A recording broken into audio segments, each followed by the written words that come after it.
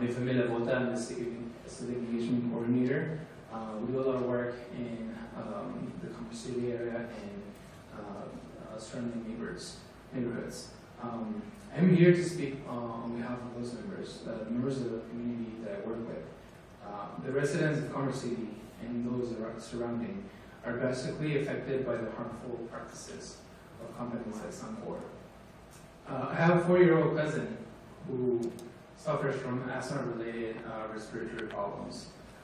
She lives just 5 miles away from the Suncor Refinery.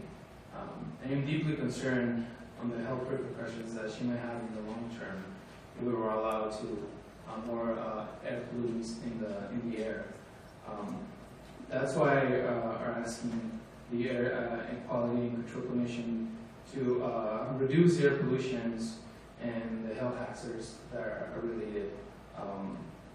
Have stronger available fence lining monitoring, have the stronger pollution testing and compliance requirements, and more regulated safety measures that will protect their community. Such regulations will protect the families of Commerce City and will ensure its residents to live a healthier and more prosperous life. I strongly oppose increasing harmful emissions into our air. Thank you. Thank you, Mr. Hernandez. Bryce Carter. And while Mr. Carter is coming up, the next 5 are Irene Villard, Lorena Osorio, Remigio Maciel, John Holt, and Emily Hiltz. Good evening. My name is Bryce Carter. I'm the Conservation Programs Manager at the Colorado Sierra Club. We represent over 85,000 members and supporters in Colorado, the majority of whom are here in the Denver metro area. We're here tonight to stand together because there's been continued injustice in our community. To most, the experience is a short and pleasant odor as they drive down by the area of the Suncor Refinery. They would responsibly close the windows to turn on the air circulation of their cars to go on their day unbothered. This privilege isn't afforded to the generations of families who have lived in the Commerce City, Elyria Swansea, Globeville, and others too, which contain the most polluted zip code not just in Denver, not just in Colorado, but the country. To families who live in these communities, they wonder when the next poisonous yellow cloud will come and force them to shelter in place. It's hard to imagine the worry families have in those moments for the health and safety of their loved ones, and the continued daily anxiety that they have every day that the refinery operates. We've heard a lot about that tonight. Right here in metropolitan Denver, the Suncor Refinery is able to refine up to 90,000 barrels of oil per day. A fifth of this oil is produced by the dirtiest and most carbon-intensive oil in the world, the tar sand oil, which brings even higher levels of toxic air pollution. This results in the facility being one of the largest sources of air pollution in the region, with a history of multiple air pollution permit violations and accidents like we saw last year and throughout this year. And as is often the case with such environmental justice, as we've heard, it is the majority of Latino neighborhood with low-income residents in the shadow of this refinery. There's pollution and the negative health impacts ranging from homes related asthma, cancer, and even death. So the Sierra Club stands for our communities to ensure the strictest protections are in place. This means no increases in air pollution, strongest available fence line monitoring because we have the right to know what's in our air, stronger pollution testing and compliance, especially due to serious problems Suncor has had in recent years. Safety measures to prevent accidents to respond more effectively to emergency flaring and malfunctions, and especially to protect not just the community members but also the workers. And actually have no exemptions or loopholes for Suncor to rule the way out of this. So we want to make sure ultimately that best available protections are for a majority of Latino communities. So we do commit for a just transition beyond oil, going beyond fossil fuels, making sure that we have a clean energy economy for all. And this means ensuring our communities that are in the shadow of these facilities have these strongest protections today. So we ask you to please do so. And on a final note, it is also personal for me. Thank you. Thank you, Mr. Carter. Irene Villard?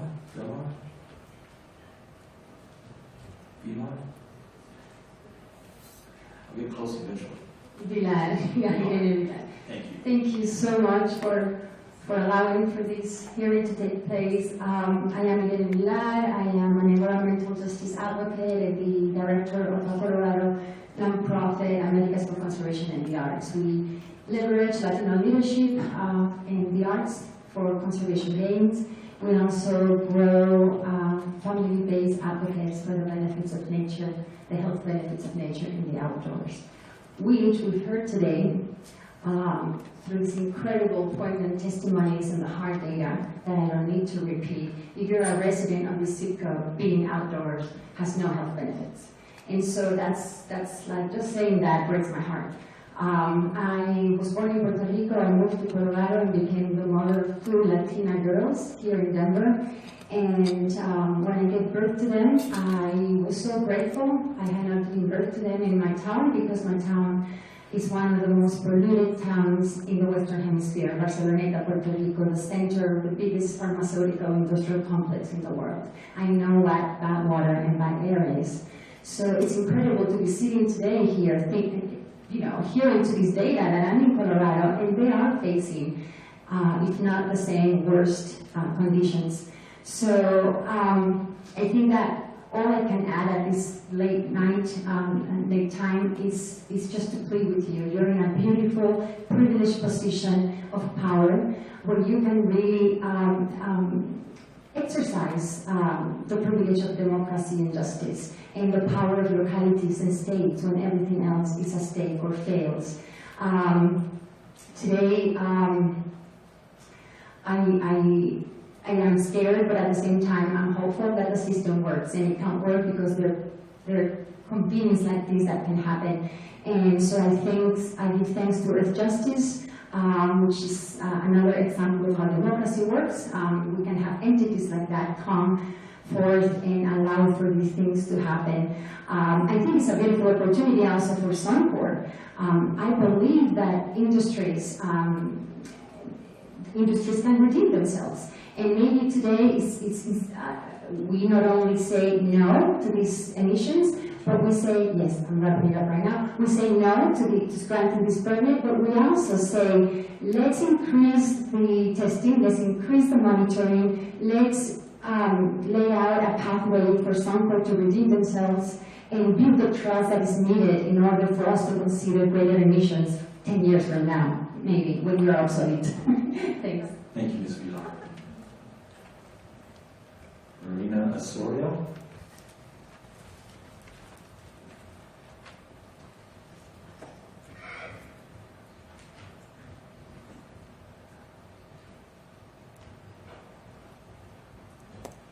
Buenas noches.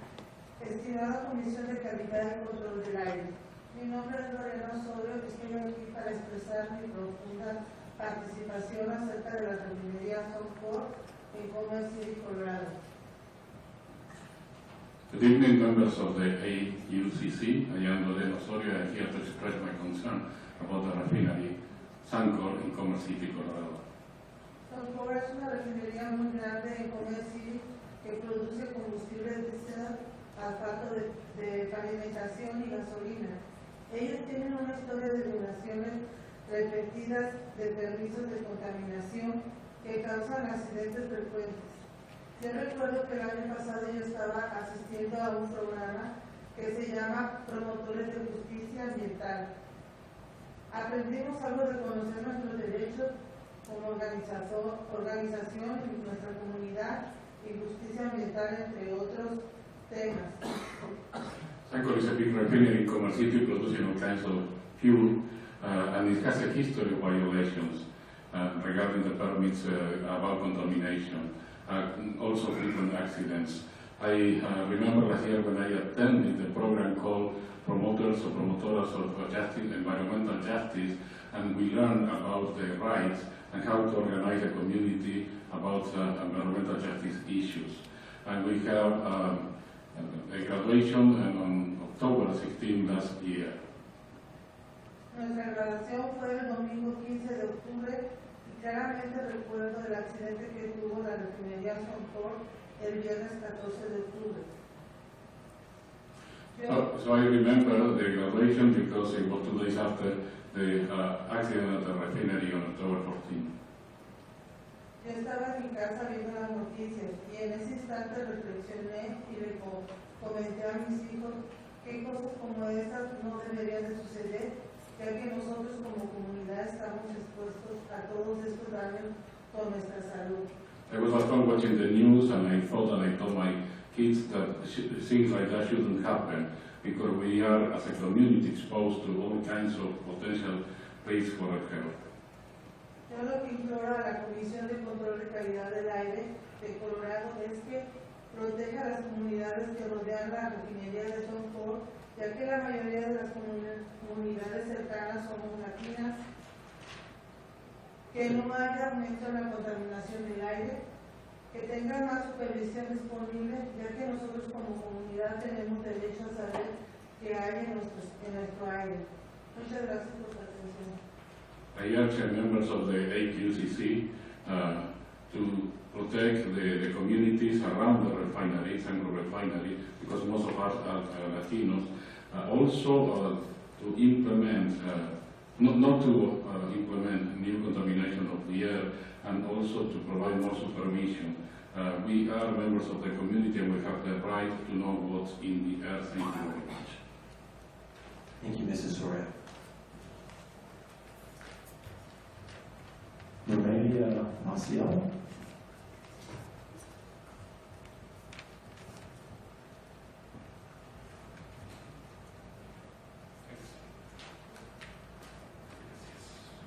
Buenas noches, mi nombre es Emilia Maciel, soy ama de casa, madre de 6 hijos, vivo en West Minister. Estoy aquí expresando mis preocupaciones acerca de la refinería Suncor en Commerce City, Colorado, ya que la mayoría de mis familiares y amigos viven aquí en Commerce City. Good evening, my name is Emilia Maciel. I am a housewife and I am mother of 6. I live in Westminster and I am here to express my concern about the Suncor Refinery in Commerce City because most of my family and friends live in Commerce City. Las emisiones de Suncor representan una de las más fuertes y grandes contaminaciones del aire del área de Denver Metro y tiene un historial de violaciones repetidas de permisos de contaminación atmosférica. Causan accidentes frecuentes. Suncor's emissions are one of the main sources of contamination of the air in Metro Denver area, and there is also a history of repeated violations of the permit regarding contamination, and there are also frequent accidents. No podemos olvidar que al menos en un año la refinería ha tenido 2 accidentes ambientales que nos han afectado como comunidad, ya que el aire no se queda estancado en un lugar, el aire fluye y se mueve en diferentes lugares. Yo vengo a Commerce City con mis hijos frecuentemente por juegos de fútbol, cumpleaños o simplemente visitar a mis familiares.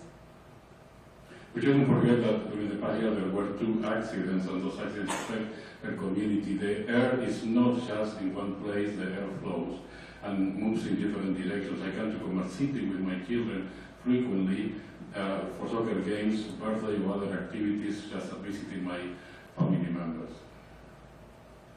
Y al parecer, esta refinería pone en peligro la salud y la seguridad de las comunidades cercanas.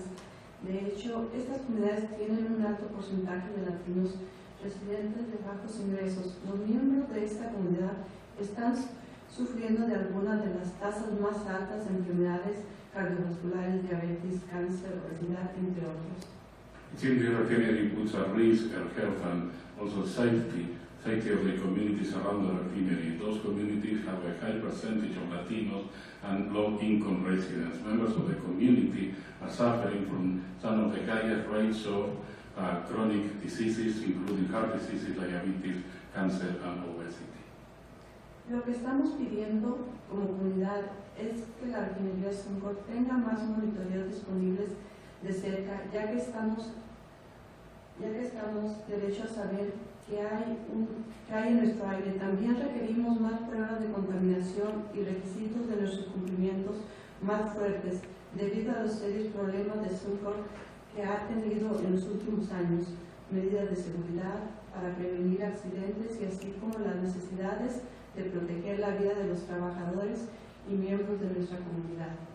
We are also asking as a community for Suncor to have more monitoring around the refinery, and also because we have the right to know what is in air.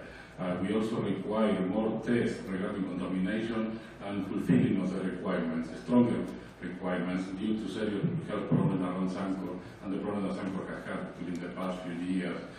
We also request safety measures to avoid future accidents, and we have the need to protect the life of the workers and members of the community. Le pedimos de favor a la Comisión de Control de Calidad de Aire de Colorado que proteja las comunidades que rodean la refinería de Suncor y que se asegure que todos los requerimientos y permisos se implementen completamente. Muchas gracias. We urge the AUCC to protect the communities around the Suncor Refinery and also to be sure that all the requirements and permits are implemented properly. Thanks. Thank you, Ms. Maciel. John Holt. I thank you for listening to me this evening, and thank you for all the wonderful voices that have preceded me. It's been quite moving to hear everyone's perspective and the facts laid out before. I feel like it's tremendous. I feel that what we're seeing now is simply history repeating itself. In the early 70s, Ford built an automobile called the Pinto. Ford knew, building this car, that if you hit the rear, it would compress the gas tank and the car would explode. Many people died, burned alive in the Pinto, needlessly. What we're looking at tonight is Ford, once again, in our own backyard. We know the risks. They're laid out for us. We're talking about dumping literal tons of poisons into our atmosphere. We're talking about a Pinto all over again, but this time we see it coming. We see the blueprints. We're putting it into production every day. And you have the ability to stop that Pinto from going out onto the road. Now, I thank Suncor for their contributions to the Boys and Girls Club. But let's be frank, it's a smokescreen. To put that forward is disingenuous. You're talking about helping children, at the same time you're poisoning them. You're putting them into that car, knowing full well that if it is rear-ended, that car is going to explode. And that's exactly what we're facing today. So I plead with you to listen to all the voices that have spoken here today, the heartfelt messages from the mothers who are pregnant, from my wife who sits behind me, who has a degree in PhD in oncology. You see firsthand what happens to people. Sam, my neighbor, your wife is pregnant. I'd hate to see your daughter born into a world where she has a fear for her life. I mean, this is deeply emotional. You've heard the facts, so all I can do is plead with you. But please, please listen, everyone. Please don't build this car. Don't let this refinery dump more pollutants into the environment. It's just, I don't know what else to say. I laid it on the line. Thank you very much. Thank you, Mr. Holt.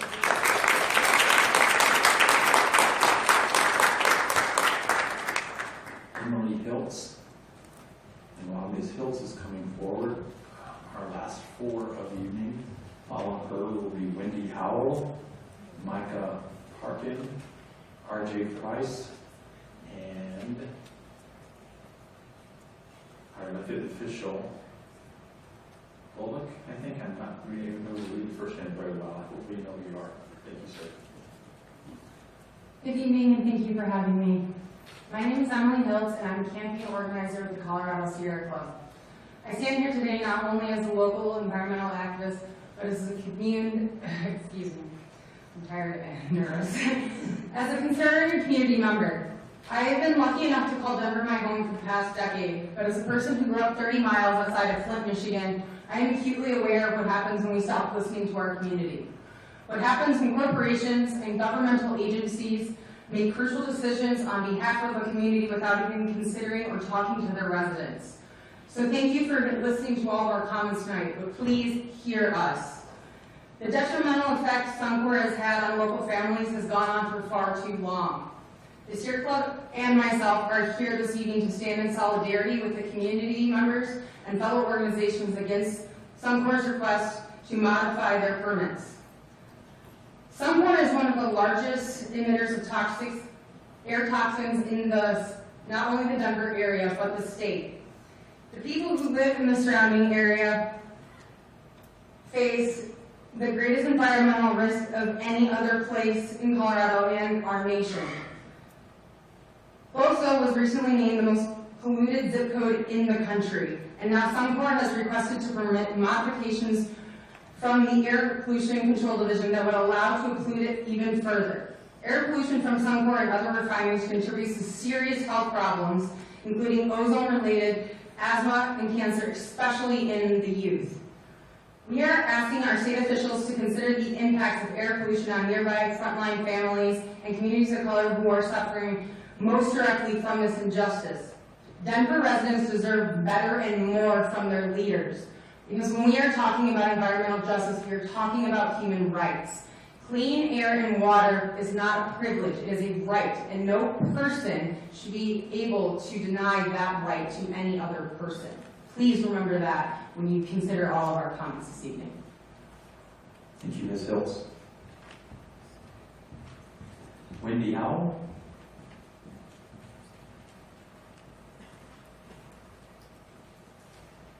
Thank you, Commissioners. My name is Wendy Howell, and I wear a lot of hats. As some folks in this room know, I am here today as an individual and as a resident of Park Hill, Northeast Park Hill. But I'm also a trade unionist, and I thought it was important to speak from that perspective tonight, though I'm not representing my organization. And I think it's important to speak to that from that perspective, because we have a saying in the labor movement, and that is this: an injury to one is an injury to all. And so I am here not only because I'm concerned for my neighbors in Park Hill, but I'm concerned for the neighbors west of me and north of me. And I see this fundamentally as a civil and human rights issue. It is no coincidence that the most polluted zip code is in a community of color. And I think it is important to call that out. And I think that if we are serious about equity and inclusion in society, we need to recognize that and we need to act based upon it. Further, as a trade unionist, I have sat across the table from a lot of corporations, some of them quite large. And there's one fundamental thing that very clearly delineates bad actors from good actors. And that's what I've noticed at the bargaining table is that thing is transparency. I would suggest that if you have a company that doesn't want basic fence line monitoring of what they're doing, a company that, as we heard testimony to earlier, doesn't disclose what the chemicals that they're using and that sort of thing with their own workers, that we're not dealing with a good actor here. I think that's clear. And I think that any company that behaves in the way that Suncor does deserves extra scrutiny, not less. Thank you. Thank you, Ms. Howell. Micah Parkin? And after RJ Price, Sky Morris just submitted, so we'll have Sky go before Mr. Bulk at the end. Hi, I'm Micah Parkin. I'm a mother of two and executive director of 350 Colorado, a nonprofit organization focused on solving the climate crisis. Over the last 10 years, we and partner organizations have held numerous public protests over the Suncor Refinery's repeated toxic air emissions violations and spills into adjacent waterways that threaten the health and welfare of the largely low-income community of color around Suncor and beyond. Suncor is one of the largest sources of hazardous air pollution in the Denver metro area, and the toxic emission events that others have mentioned have led the Denver Post to call Suncor one of Colorado's most problematic industrial sites. In addition, I want to point out that last month, Colorado's governor signed on to the U.S. Climate Alliance, affirming our state's commitment to achieve the emission reductions necessary to limit global temperature rise to no more than 2 degrees Celsius in line with the Paris Climate Agreement. Yesterday, a report from Colorado and German atmospheric scientists stated that the Earth is rapidly approaching the point where the amount of warming locked in by human pollution exceeds the limits nations, including ours, agreed to at the global talks. At current rates of emission, we're looking at global temperature increase of 3 to 4 degrees or higher. That would result in a planet that cannot sustain life as we know it. In fact, former NASA scientist James Hansen recently released a report called Young People's Burden, Requirement of Negative CO2 Emissions, calling for a rapid decline in fossil fuel usage and implementation of carbon uptake projects to avoid insurmountable burdens on future generations. The bottom line is that at a time when the world scientists are giving increasingly dire warnings about the need to rapidly reduce emissions, and given the health impacts, it would be unfathomably irresponsible to consider Suncor's, a Canadian tar sand oil company's, absurd request to allow for increased emissions, especially in light of their apparent inability or possibly blatant disregard for their current emission limits. Suncor should be shuttered, not enabled or condoned. We call on you to reject Suncor's request and to protect the quality of our air from the emissions that cause public harm and also detriment to our global climate. Thank you so much. Thank you, Ms. Johnson. R.J. Price.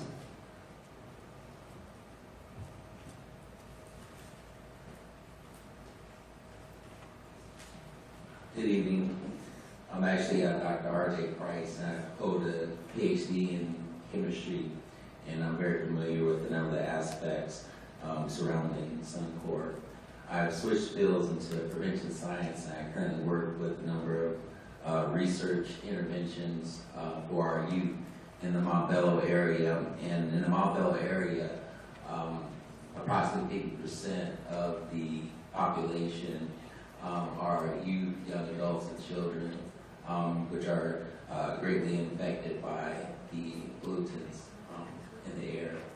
And I think that I'm against the expansion of the permit, particularly because a lot of the proper assessment works have not done in terms of the cumulative effects of the impact of the work that Suncor has been done. I think that technology is a very beautiful thing for us, but we must handle it properly for the continued safety of our community. Thank you. Thank you, Dr. Price. Sky Morris. Sky here? No? Oh, there we go. Okay.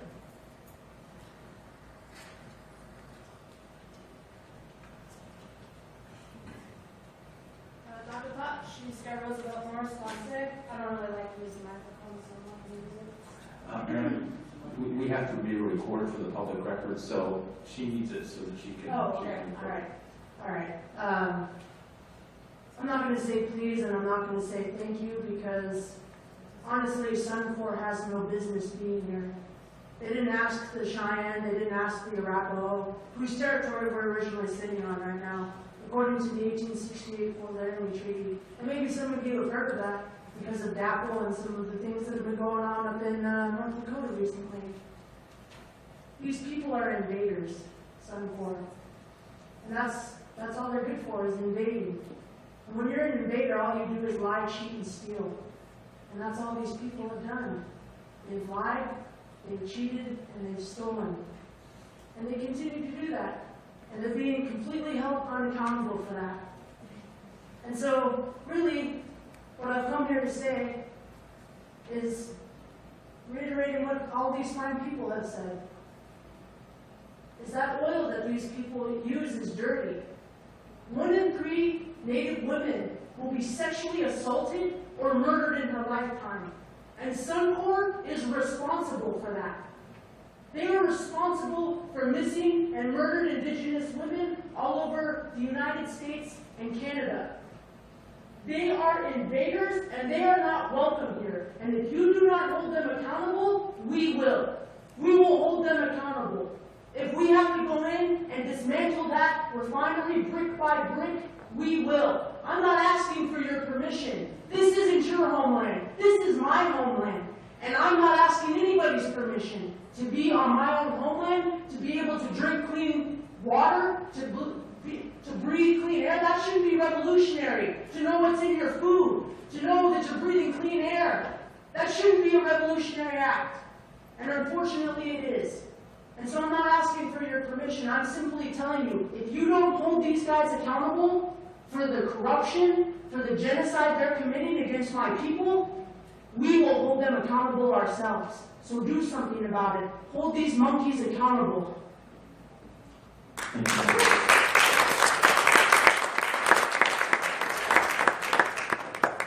And our last last speaker of the evening, elected official from Commerce City. Not sure if that's Resi Bullock? Renee Bullock, okay, thank you.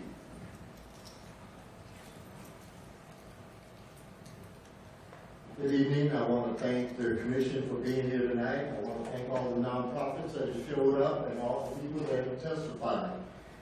I'm not going to be too popular. I'm not going to leave with an applause because I am in support of Suncor. What I have heard here tonight that at any length that Suncor is the whipping boy of everything that has happened bad in this state. From the highway, I mean, not only the state, it seems like the nation. We have people that spoke on nationwide things. Suncor is here to ask for one thing, and that is what they were here to ask for is their permits for 1 and 3. The ozone days that we've had in July were blamed on Suncor. Asthma throughout the metro area has been blamed on Suncor. On anything they've done good, it has just been used as an excuse to get what they wanted.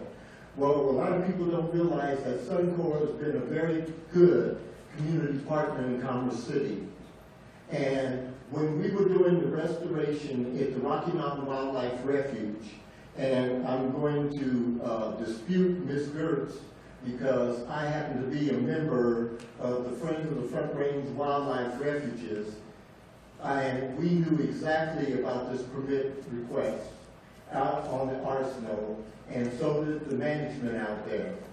So for anyone to say that that wasn't something that was readily known is not true.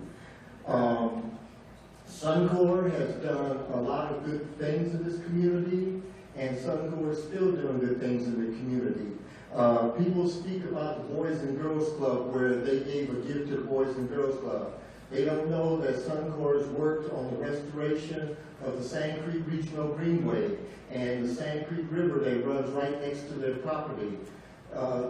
There's a lot of things Suncor has done that are great in this community and everything. Suncor has an organization which is the SAC, Suncor Advisory Committee, which has over 100 members in this community that they're advised on everything. So as a city and as a representative of this city, we are in support of their request. Thank you. Thank you, Mr. Bullock. That concludes our public comment for the evening. I would like to thank all of you for coming out, expressing your right to participate in the process, and for your comments. I want to especially thank all of you who came, but also all of you who spoke. I appreciate your perseverance this evening. I also really appreciate that you were all very well prepared, very thoughtful in your comments. You gave a lot of very specific instances of things you'd like to see. You were concise, and you were also appropriately passionate and at times even artistic in your comments. And I appreciate your civil and respectful manner all evening very, very much. So thank you for a very good public hearing. I will extend the period for written public comment 1 week through August 9th. If people want to submit additional comments, additional written comments to the division on the rule. And also just remind everyone that the division is obligated to respond to your comments in writing prior to or concurrent with your decision on the permit. That concludes everything I have to say. Mike, do you have any other closing comments for the evening? Great. Thank you all for coming out. Have a safe trip home. Thank you.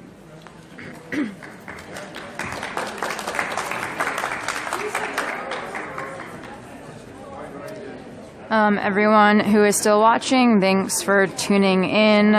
This is Alex with Unicorn Riot. If you enjoy our coverage, please consider donating.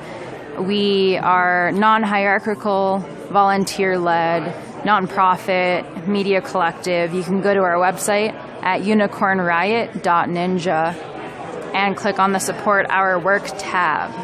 Thank you.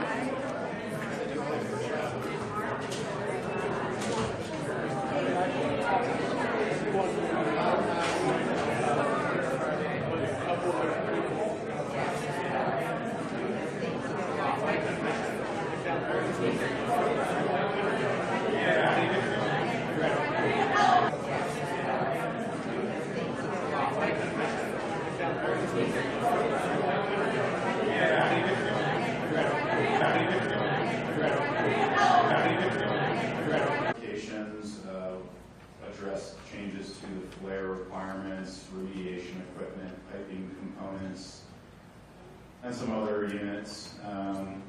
We also did update the language associated with some federal air rules that EPA promulgates.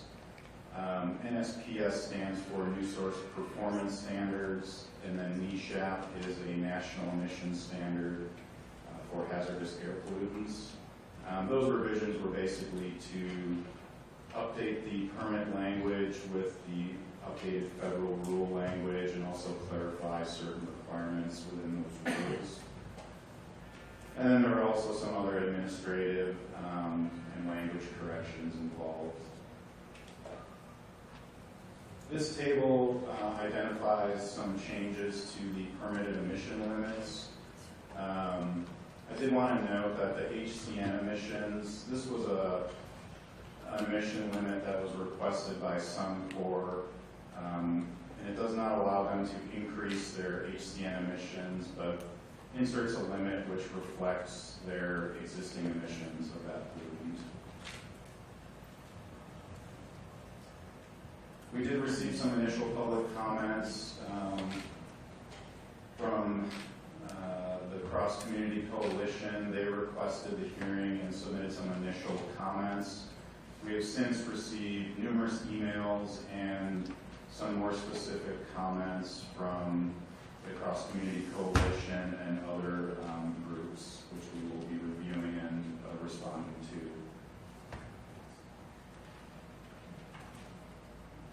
The next steps in this process, we will consider and respond to your comments that we hear today and the written comments we receive. We will revise the permit as necessary based on your comments. After that, the permit goes to EPA for a 45-day review period. We will also respond to any comments that EPA gives to us. Then we will take final action on the permit modification request. If Suncor meets all the applicable requirements in our regulations, then we must issue the permit. There are some options after the permit is issued.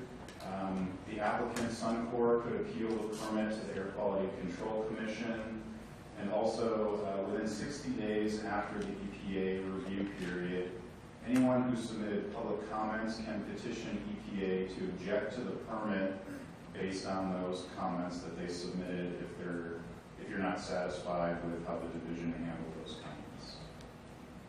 Thank you. Thank you. We will now move to the public comment portion of this evening's hearing. It appears that we have about 40 folks who have signed up to speak. So as we look at the time between now and 9 o'clock, we're going to adjust the comment period to be approximately 2 minutes each. I'm going to read names in groups of 5 so that you'll know when you come up. And I request that if you're next in line, that you try to move towards the front when you're sort of on deck to speak so that we can minimize the transition time. Otherwise, we can lose a minute between every speaker with folks getting up and back. And I don't want to do that. I want to maximize your ability to make your comment and for us to hear and listen to your comment this evening. Our first 5 speakers will be Representative or Speaker of the House Crisanta Duran, Representative Adrian Benavides, and again, I want to apologize to everyone in the audience tonight if I mispronounce your name. I apologize, and please correct me when you come to the podium. Aurelio Avalos, Dina Puente, and Jasmine Marco will be our first 5 speakers. So, Speaker Duran.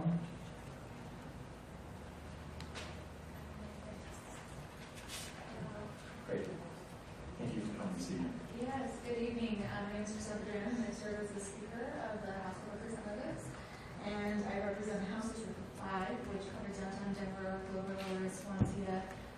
part of the Lower Highlands San neighborhood and part of Southwest Denver as well. I want to begin by thanking the Commissioner for your time and attention tonight, and to all the members of the community who have come here to participate. We appreciate the opportunity for the public to come before the Air Quality Control Commission to provide input on the proposed permit modifications for the Suncor Refinery. It's vital to our democracy that the public have the ability to make their voices heard about issues that impact their community. And I hope that the agencies will listen carefully to people's opinions tonight and weigh the feedback carefully in determining how to proceed with the requested permit modifications. Our clean air and water are vital to our state and are fundamental to our Colorado values. With the economic boom that we have seen here in recent years, we have had to carefully balance the benefits of economic growth with efforts to protect against the drawbacks that can accompany it, such as increased emissions and air quality impacts. Regulators have an important responsibility to hold industry to the highest standards so that environmental health and public safety are safeguarded. It's also critical that companies work to be good neighbors and do their part to limit impacts on their surrounding communities. I've heard concerns from the community about the amount of hazardous air pollutants that are being released from the plant under the current permit and how an expanded emissions permit could further impact our air quality. This refinery is one of the largest sources of air pollution in the metro area and has caused significant pollution in the Globeville and Elyria Swansea neighborhoods in my district, disproportionately impacting working families and communities of color. The types of pollutants emitted at refineries can carry significant health risks for the people who live in the surrounding areas, and so it's critical to carefully consider the potentially harmful impacts that increased emissions can have. I hope that the Commission helps ensure that the Air Pollution Control Division will carefully consider these types of impacts when determining whether to allow increased emissions under these proposed permit modifications. I also encourage the division to work to expand monitoring of environmental impacts from this refinery and others like it so that regulators and the impacted communities know the full effects of their operations. The division should also consider working with Suncor to ensure that there are significant safeguards to prevent accidents that have led to air quality violations in the past, and to more quickly address incidents that do occur, both for the safety of their own workers and that of the broader community. My hope from this hearing is that the AQCC and the Air Pollution Control Division will go through a rigorous process when considering these permit modifications and give due weight to the evidence and the public input as they decide how to proceed. Thank you for your time and for giving the public this opportunity to make our voices heard on this very important issue. Thank you, Speaker. Thank you. Representative Benavides.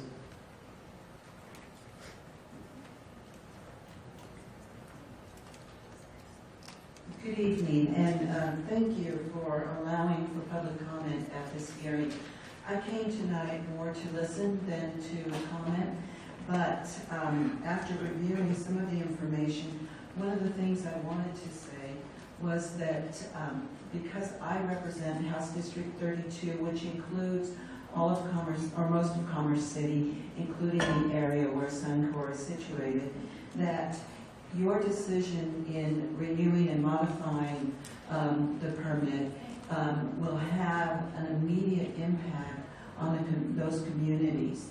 And these decisions should consider not only any slight impact, but historically these communities have been impacted not only by Suncor and their predecessors, but also by the other Superfund sites and other things within the area. So even any small increase in emissions may have more of an increased detrimental impact on these communities.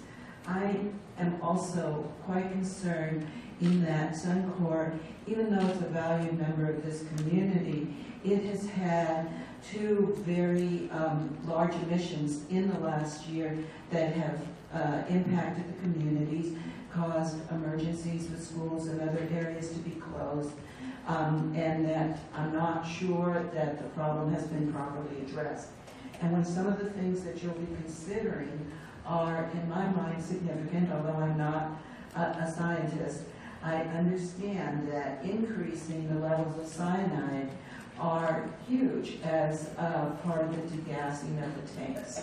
That when you do that, even if it's only to do it to the level they're at, the 12% or 12 parts, that is significant. I don't know what their existing permit allows, but any increase, again, you need to consider the impact on these communities. Along with that, and I tried to read the modifications, but I couldn't quite understand them all. But one of them was the new gas transfer lines.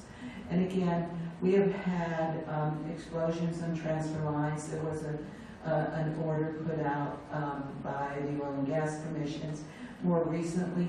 So any change, any modification that impacts gas transfer lines must be weighed considerably. And again, the risk involved. I'd also like to say that when you're dealing not just with renewal, but modifications to a permit that was imposed through the Clean Air Act, you have a company that has had several Clean Air Act violations, and I think that should be considered in going forward to allow a modification to that.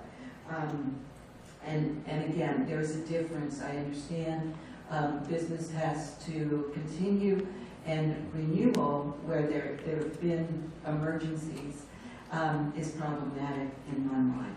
So I hope you would consider particularly the risk involved in these modifications and the impact on these communities. Thank you for your time. Thank you, Representative Eloise. Aurelio Avalos.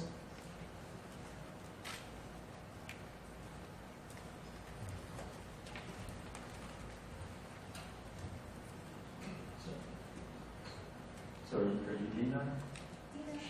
Yes, you're lining up. Great, thank you. Good evening.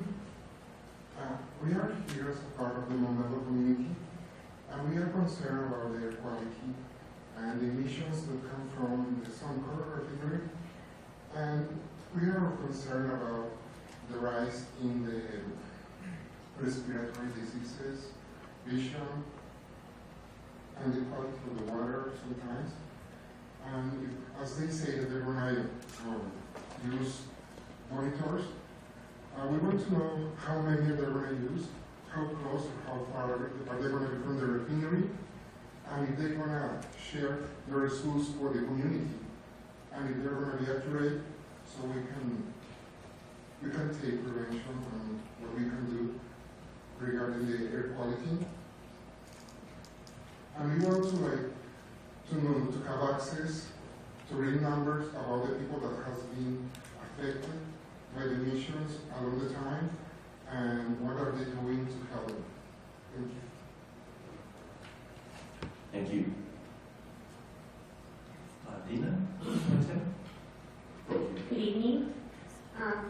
I'm Dina Fuente, and I'm an active community member and also a family advocate leader in the Denver metro area. I just wanted to stress the importance of what the effects of this could be. I have 2 children that have chronic illnesses. They suffer from asthma, skin allergies, and breathing respiratory problems.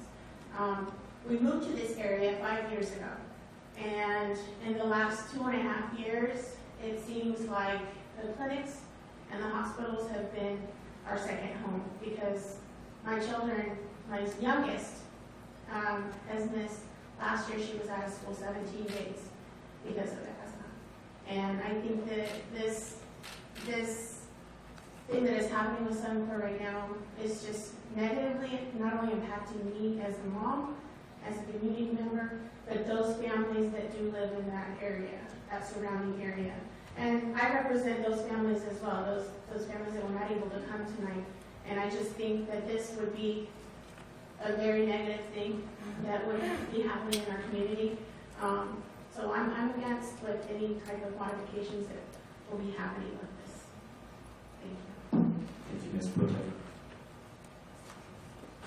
Jasmine Marco. Hello. In the year 2017, why are we still allowing outdated technologies and practices to pollute our environment and our health? I understand that we need this refinery to produce the products we become so reliant on. I don't understand why this refinery prefers to pay millions of dollars in fines and not have the foresight to spend it on equipment upgrades instead. The refinery has had a few incidents this year. Isn't that a wake-up call? If Suncor wants to increase their tar sand intake, a few things need to be in place. Real-time monitoring, an emergency plan for those nearby, and upgraded equipment. Real-time monitoring of the pollutants at fence and at ground level, because benzene likes to stay near the ground, and those we love are nearest to the ground. Are those who live near the refinery not human? Respect them enough to empower them with knowledge about the angry giant next door. The government is supposed to be our protector. Tame the giant. That is your job. Thank you to everyone for coming out today and speaking on behalf of our planet and our humanity. Thanks. Thank you, Ms. Parker. State Senator Dominic Moreno has joined us. As he's coming forward, I also want to read the next 5 speakers, which you could be preparing yourself. Bridget Walsh, Barbara Gertz, Joan Seaman, Angie Binder, and Rachel Calvert. So, Senator Moreno, thank you for coming out this evening. Thank you, and thank you to the Air Quality Control Commission for coming out and holding this public hearing so that people can have their voices heard on the proposed modifications. I come encouraging this commission to consider the strongest possible environmental protections for the surrounding neighborhoods. I was born and raised in Commerce City, and it's where I now serve in the legislature. And it's important that these communities have every access to clean energy, to clean air, and to clean water that anyone else might have. This surrounding community, both Commerce City and the Elyria Swansea and Globeville neighborhoods, have been listed as some of the most polluted zip codes in the entire country. And it, I think, is not surprising that these communities are also minority communities. So there is an element of environmental justice here that we need to make sure that every community, no matter where you grow up, no matter the color of your skin, that you can have access to clean air and clean water. Suncor is a valuable member of this community. They have a large employment presence, and we wouldn't have our brand new Boys and Girls Club without their generous gift. They are a community partner, but part of being a community partner is making sure that that we have corporate responsibility, that we make sure that everyone plays by the same rules, that we make sure everyone observes our environmental laws. And so with that, I trust this decision to you and that you will act in the best interests of residents and making sure that we have the best possible protections for the environment. Thank you. Thank you, Senator.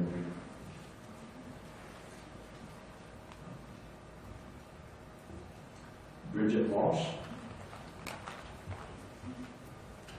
Hello, thank you for the opportunity to speak tonight. My name is Bridget Walsh, and I'm a Park Hill resident. And over there in Park Hill, we also are victims of the pollution that comes out of the Suncor Refinery.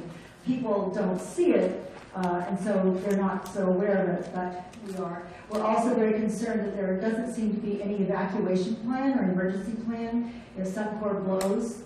I come from California, where we have a lot of refineries. We've had a lot of accidents, and it's probably just a matter of time before it's going to happen here. So we would like to have an evacuation plan. And lastly, I don't know if you've ever sat with a child having an asthma attack, but it is a horrible thing to watch a child strangle and to watch your parents, your old parents, heave and try to breathe with COPD. So I hope that you'll all take this into account and help Suncor to improve their performance. Thank you. Thank you, Ms. Walsh. Barbara Gertz.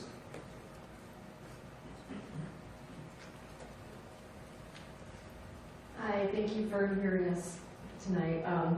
I heard of this meeting like 2 days ago, and frankly, I'm a little overwhelmed and really frustrated with it because, you know, we're a diverse community of low-income, low-wage workers, and you know, we have a government that doesn't want to pay us above poverty wages. We have a president that's repealing our workers' safety rights, and now we can't even go home and feel safe in our homes because I had no idea. I've lived here 5 years, and I had no idea that there had been 2 accidents at the refinery in the past 6 months. And none of my neighbors knew either. So I'm confused as to why we would give them a permit to do something that they're already doing illegally. And then secondly, I talked to the refuge, I talked to the Bird Conservancy, I talked to the Colorado Wildlife Heritage Foundation. We have a refuge right across the street. And none of them have been contacted to see what impact this would have on our black-footed ferret, which is an endangered species, or our bald eagle that breeds there.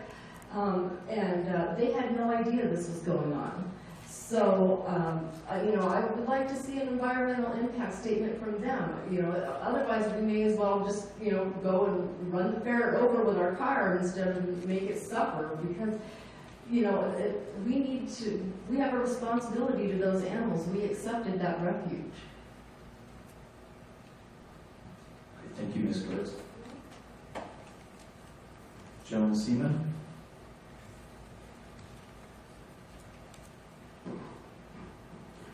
Hi, I'm Joan Seaman, and I'm the Sierra Club's Toxics Issue Specialist for the chapter. And I will first like to thank Earth Justice and KDC Dabaka, who lives in the Swansea area, for asking for this hearing. Many of us didn't even know that this Title V had so many modifications that have already been improved, and the 12 that are coming up recently.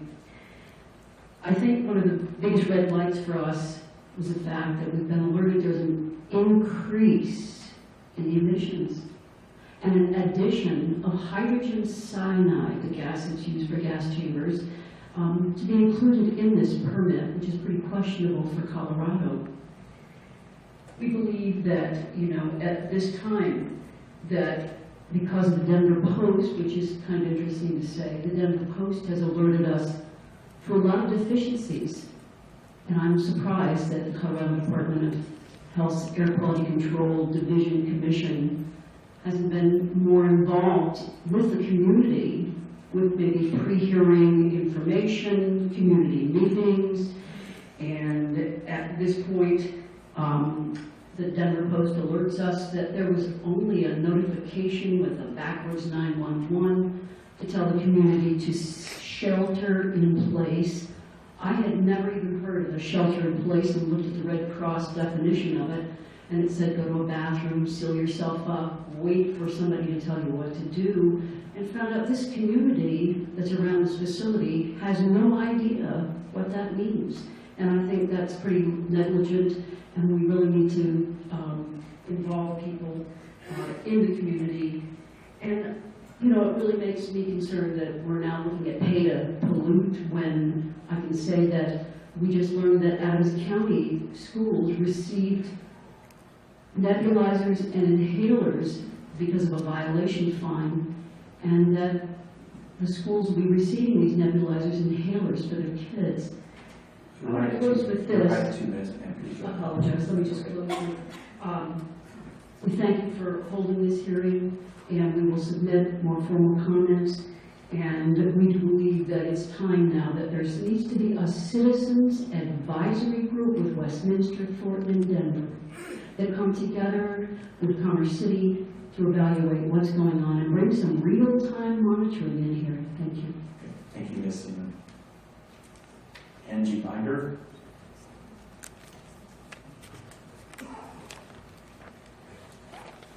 Good evening. I'm Angie Bender, the Executive Director of the Colorado Petroleum Association. CPA is one of Colorado's longest-standing trade organizations. CPA advocates and educates on issues pertinent to the interests of petroleum refiners, processors, pipeline, and operators. Suncor Energy's refinery converts crude oil into multiple products that we rely on every day: gasoline, jet fuel, diesel fuel, and other useful and needed products. It is the only refinery in Colorado which ensures that we have a secure and stable fuel product supply. The entire state of Colorado benefits from local production of refined products, and Colorado consumers have experienced relatively low fuel prices compared to other regions. Furthering the benefit to the state's economy, the majority of the crude oil used at the refinery is sourced locally in the Rocky Mountain region, including crude oil from Colorado.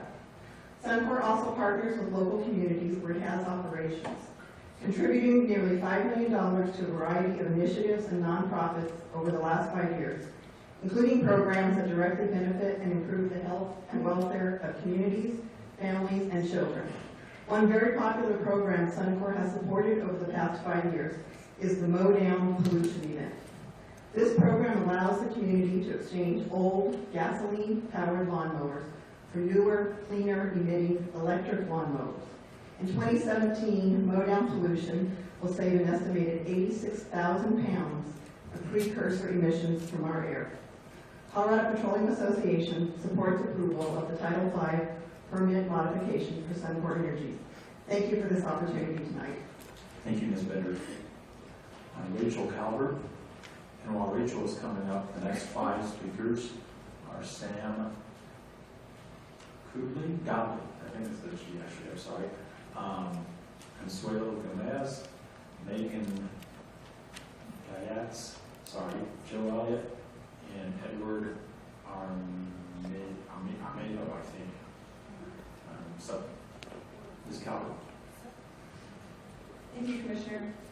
My name is Rachel Calvert.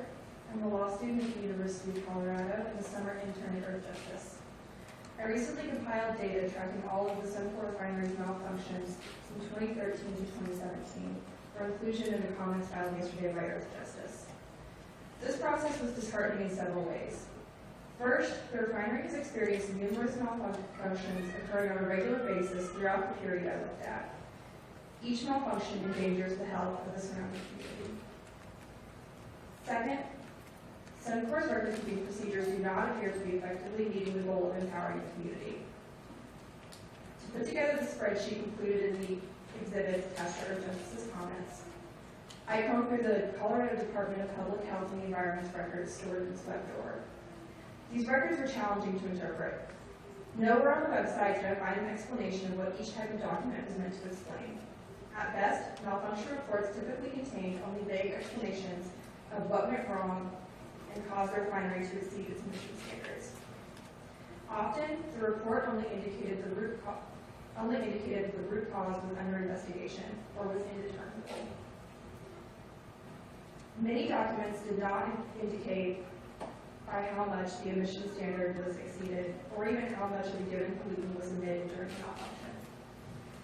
In addition, there were large holes in these publicly available records. For example, no malfunction reports were available for the first half of 2013. This is particularly concerning because Suncor chose 2013 to 2014 as the baseline period for the permit modifications at issue today. Third, understanding the magnitude or even type of emission exceedance based on these malfunction reports would require extensive familiarity with air pollution chemistry that I do not possess, and which most of the members of the community do not possess either. These reports should be more easily decipherable by non-experts. The average community member should be able to understand them. It seems to me that these records did not reflect a good faith effort on the part of Suncor to keep the community apprised of the public health threats in its backyard. Rather, these record-keeping trends reflect a cursory attempt at compliance with Suncor's reporting obligations. Thank you. Thank you very much, Ms. Calvert. Sam Godley? I'm not sure if I'm reading the right last name correctly, but please. Mr. K, you're not the first and the last. Hi, my name is Sam Kudley, and I am a resident of Denver, and I'm here for a couple different reasons. One of them is my friend Reggie Wiley. He passed away a month ago at the age of 25 from complications from his asthma. And I think that it is worth talking about how this is an environmental justice issue, because if you look at the U.S. Census Bureau, the 3 Commerce City census tracts closest to the refinery are 64%, 70%, and 64% Latino, respectively.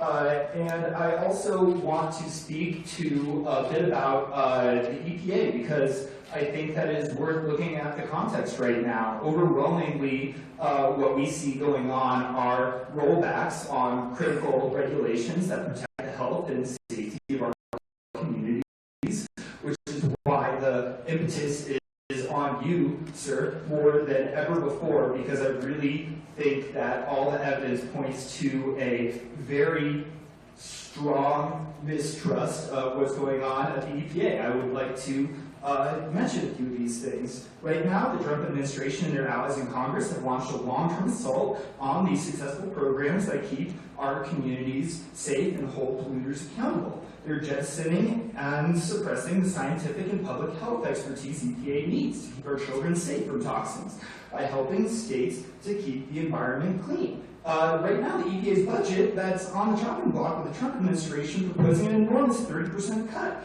It would take it to funding to the lowest levels since the 1970s. Whether or not he gets that cut, the Trump administration is unilaterally rolling back common sense environmental safeguards that limit methane gas pollution, the dumping of dangerous mining waste into waterways, mercury and other toxic emissions from power plants. And the Trump administration is installing top oil, gas, and chemical industry officials at the EPA to oversee policies for the industries they've spent their careers working for. And that is important because if they do this retreat, estimates are that this is going to get rid of regulations that prevent up to 15,000 deaths a year. There are 2 minutes, please wrap up. Thank you. These cuts will mean more asthma attacks for our kids, more health problems for our elderly parents, and more code red days where vulnerable people must stay indoors.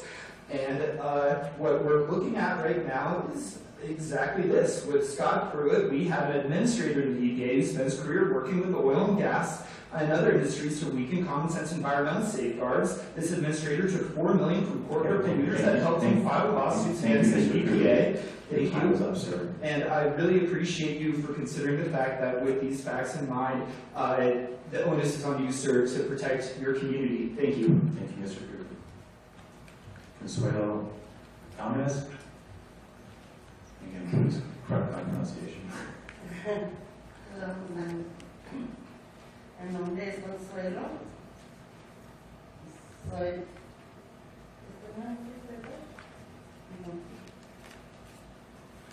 Again, Consuelo.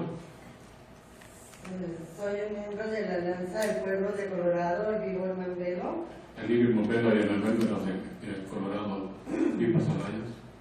Aquí estoy porque estoy preocupada por la comunidad. I am here because I am concerned for the community. De contaminación del aire de la comunidad. Because of the air pollution in the community. Hay preocupación fuerte en la comunidad y el aire de la historia. There is a strong concern in the community because of the air quality. Múltiples violaciones de permisos respecto a la contaminación del aire. Multiple violations regarding air quality. La refinería Suncor pone la salud y bienestar de nuestra comunidad en riesgo. Suncor is putting at risk the health of the community and the well-being of the community. La cantidad de contaminación del aire está peligroso y permitiendo que Suncor contamine el aire más. The level of pollution in the air is reaching dangerous levels. Sería más peligroso para la comunidad y vecinos más vulnerables. And it will be dangerous to allow even more pollution. That will be a risk for the community and the most vulnerable members of the community. La comunidad alrededor de la refinería ya tiene mucha contaminación. There is already a lot of pollution around the refinery. También está contaminando y está poniendo niños y personas de mayor edad. The contamination is affecting children and seniors. Y personas con problemas de asma en más riesgo. And it's a greater danger for those with asthma. Tienen ese problema del aire, está impactando mucho la comunidad alrededor de la refinería. So the air quality around the refinery is impacting the community. Incluyendo mi comunidad de Mambelo. Even my community in Mobelo. URCO es la Comisión de Control de Calidad del Aire de Colorado. I urge UCC protege la comunidad alrededor de la refinería Surco, to protect the community around Suncor, fortalece la regulación para asegurar nuestra comunidad, so our community will be safe, brinda aire seguro. so it will have clean air. Estoy muy preocupada porque esta refinería tiene mucho tiempo en esta comunidad, I am deeply concerned because the refinery has been there for a long time, cuando más y más contamina el aire. and it keeps contaminating, polluting the air more and more. Sarco está ganando mucho dinero de esta refinería They are making a lot of money, the refinery, y nuestras comunidades tienen la consecuencia de esto yet our communities are paying the consequences, con el aire con mucha contaminación. because the air is polluted. Porque nuestra comunidad contención es una contención de vida o muerte. For a community, this is a matter of death or life. Por nuestra comunidad específicamente personas con más riesgo Because the community is always at risk. de problemas con asma, For example, asthma, enfermedades. other diseases. Por este urjo, y la comisión crea regulaciones para que protejan nuestra salud. So once again, I urge you to establish regulation to protect their health. Thank you. Thank you, Ms. Gomez. Megan Gaius? You'll clarify that. Hi, my name is Megan Guider. I'm a member with Colorado People's Alliance. I live in Golden and work as a graduate research assistant in the Civil and Environmental Engineering Department at the Colorado School of Mines. My work and the work of my colleagues is not simply aimed at saving the trees. We work to protect the health and safety of the environment that people rely on to live. Suncor is threatening that safety. Their emissions are one of the largest sources of air pollution in the Denver metro area. They've been repeatedly cited for air pollution violations. They continue to profit while polluting communities that directly surround their facilities. Commerce City is one of those most profoundly affected. And now Suncor wishes to expand its polluting power by processing toxic tar sands. Colorado Air Quality Control Commission, I ask that you deny this permit modification request. Not only that, I want to see you strengthen regulations for this out-of-control polluter. Require them to take on stronger pollution testing efforts, including fence line monitoring, and make them release these results openly to the public. I ask of you, use your power to hold Suncor accountable for the health risks they choose to inflict on Colorado residents. Thank you. Thank you, Ms. Geiger. Joe Elliott? Thank you so much. I'm a little bit frustrated coming here. It's very hard to be living in the neighborhood that I live in. I live in 80216, and that's Globeville and Elyria Swansea. And these days, we seem to be under siege from so many different organizations, and we are just trying to band together and really fight for our neighborhood, and we're fighting for our lives, sometimes it feels. Just to say a few things, I've lived there for 12 years. I'm not a person of color. When I wanted to buy a house, the only neighborhood I could buy it in was 80216. The only thing I've ever done in my life in order to support myself is be a social worker and a counselor. And I've always worked with people who are the most vulnerable people in our society, whether it's working for hospice, whether it's working with homeless families.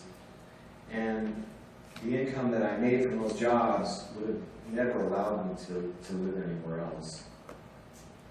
And living in the neighborhood where I live in, I've had to learn so much about the history of what folks have had to go through and the health issues that they've had to deal with from people and their families.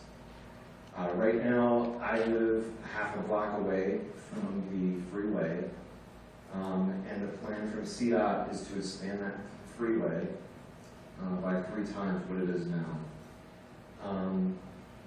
On any given day, if I'm working out in my yard, I can smell the smell of burning petroleum from Suncor. And when I talk to folks in the neighborhood, there's a number of folks, older folks, who I've seen pass away in the 12 years that I've lived there. My next door neighbor has lung cancer. He's not smoked in 25 years. You have 2 minutes, Mr. Downey, so please wrap up. I just want to say that I don't support any increase in the emissions, and I do support more oversight. So a public advisory committee, I think, would be a great idea. We are very, very vulnerable in the communities that we live in. We need protection. We need someone who has the power to help us. Otherwise, there's a lot of negative things that are already happening that will continue to happen, and I think it will really look very bad for us. Thank you, Mr. Downey. Edward Carmelo.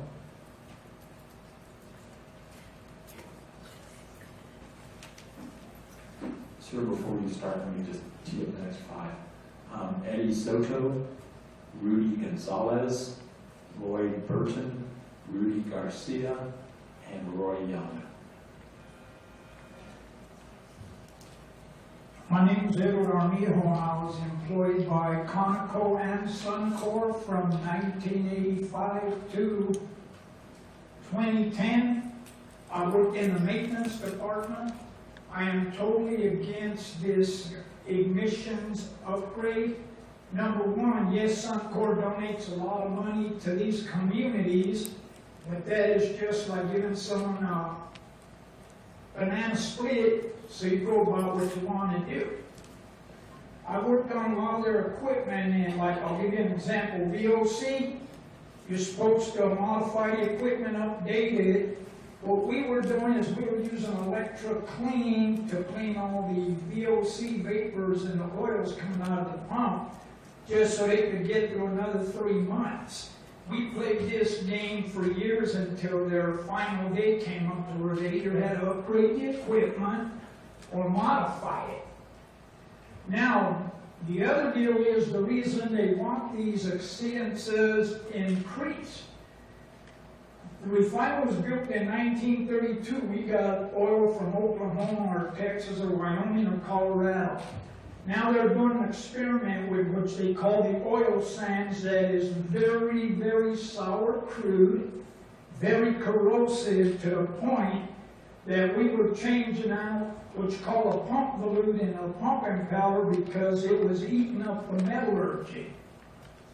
If they did not have enough respect to notify me in 2010 that I was sitting on a benzene maintenance shop, which they didn't, that tells me they don't care about the public. We've been telling them about that smell for years. Look what it took a fisherman to find oil leaking down Sand Creek. Now, if you raise these emission standards, everything that comes out of that stack, including the catalyst, will burn your skin. Whenever we had an upset like that, which seems to be lately, when we had an upset like that, we're supposed to walk against the wind, but mechanics like me that had a system, we'd walk into the stuff. We do wear fire retardant clothing, but the acidic burns us. So, you have 2 minutes, sir, so please wrap up. thank you. I'm totally against the exceedance because all they want to do is pollute more. Thank you.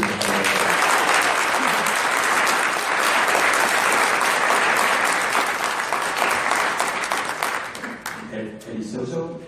Yes, my name is Eddie Soto. I'm a business owner. I have a company that does canvassing and everything else. On October 14th, I had 42 people that were going to go canvass to Swansea, Globeville, and of course, when Suncor had a leak, they didn't let anybody know what was going on. So I literally had to take a $6,000 plus loss because Suncor did not advise anybody what was happening that day until later. So we had no idea if I could send 42 people to risk their health on it. Then I learned about what happened on March 14th of this year. They released 100 pounds of hydrogen sulfide, and they had the audacity to say that it was within health standards. There is no health standard for H2S. I used to work for United Pipeline. In fact, I used to work in, oddly enough, Suncor in Spring, Texas when I was little. We were required to wear an H2S monitor because 0.03 to 0.2 parts of H2S sulfite will kill you. So to say that it's within health standards shows that we cannot trust them, because they're telling you that there is a health standard for something that is toxic, and the EPA has never created a standard for it. And now they want to add hydrogen cyanide to it, which is a very, very flammable liquid. On March 14th, they had a fire there. If you would have added hydrogen cyanide to it, you would have had massive explosions. You would have had what happened in Houston City 20 years ago.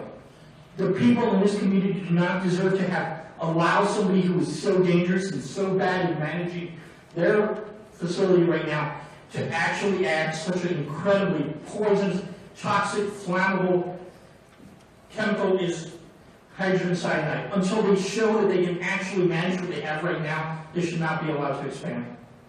Thank you, Mr. Soto. Rudy Gonzalez.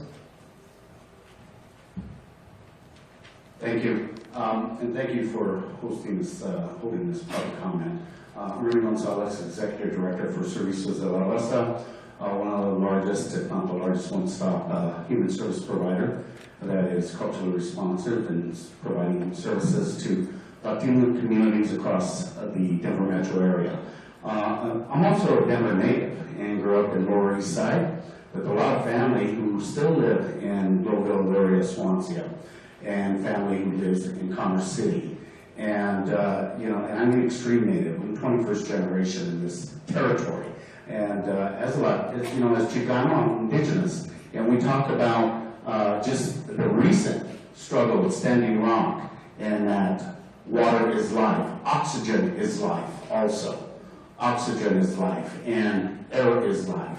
And we're in opposition, I'm in opposition to expanding the capacity for Suncor and increasing emissions, especially with the two significant incidents last year that create shut-ins, closed doors, shut down school districts. In fact, the school district that they are a community partner with, Adams County 14, had to shut their doors and lock down, right? And shut down one of those events. And so I agree with Betty Soto that until they can demonstrate that they can manage over a long term, 3 to 5 years, without significant incidences that are creating harm to our health, that threaten our children, our families, and the health of the low and moderate income communities, I say no, we oppose this. Thank you. Thank you, Mr. Gonzalez. Lloyd Burton.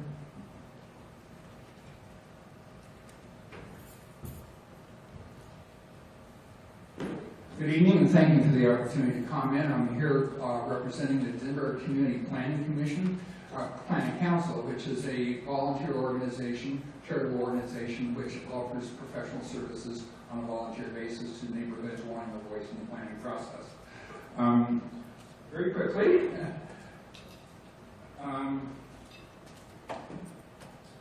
80216 did not become the nation's most polluted zip code by accident. It happened as a result of the cumulative effect of agencies such as CDPHE, CDOT, the EPA, and the city and county of Denver deciding it was appropriate to locate and oversee with modest regulation the proliferation of toxic hazardous industries and heavily polluting transportation infrastructure in 80216 and its contiguous zip codes. The tendency of agencies such as yours is to narrowly read your mandate and look only at the incremental effects of any one emissions permit modification request or other action in isolation without adequately considering the combined effects of these toxic and hazardous emissions along with all the others being inflicted on the residents of 80216 and its neighbors. As a result, every year the environmental health threat to these neighborhoods becomes greater, and it will only continue to do so if you grant Suncor's request unamended. We urge you to use your discretionary authority to broadly consider Suncor's request with full regard to their emissions added contribution to the cumulative pollution load being suffered by those living near the plant. In terms of emergency response, we have ample evidence that Suncor is not exactly light on its feet when it comes to timely, responsible, and environmentally protected responses to toxic releases from its plant site.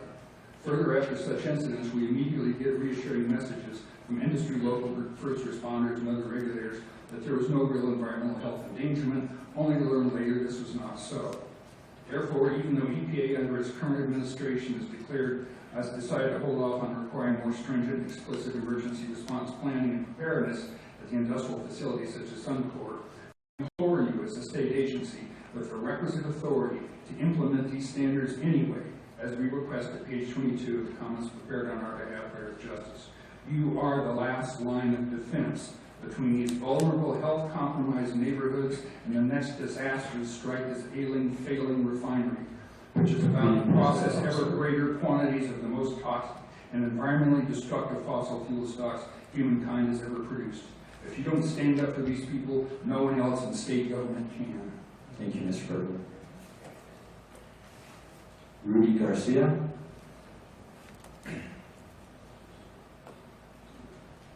Thank you. I'm a retired school teacher. At least from what I understand of the documents that were given out, the Commission wants clear and convincing evidence that the preliminary analysis is insufficient. Number one, I saw nothing in the slide presentation about Suncor's past record. Anybody goes to apply for a job, their qualifications are looked at, they're assessed, and they're given some sort of standing in terms of whether they should be hired or not. And I saw nothing in the slide presentation about what is their record like, what standards have they met, how badly have they failed. Other people have presented material, and I'm sure the Commission knows plenty of cases that have come up where pollutants have been released accidentally because of power outages, whatever. But that should have been graded in this permanent review. Number two, as I drove across I-70 to get up here, instead of the usual CDOT changes are coming sign, it said ozone alert. This zip code, all of Adams County actually, got a grade of F from the American Lung Association this year for ozone. Denver got a D, so it's a little bit better down there.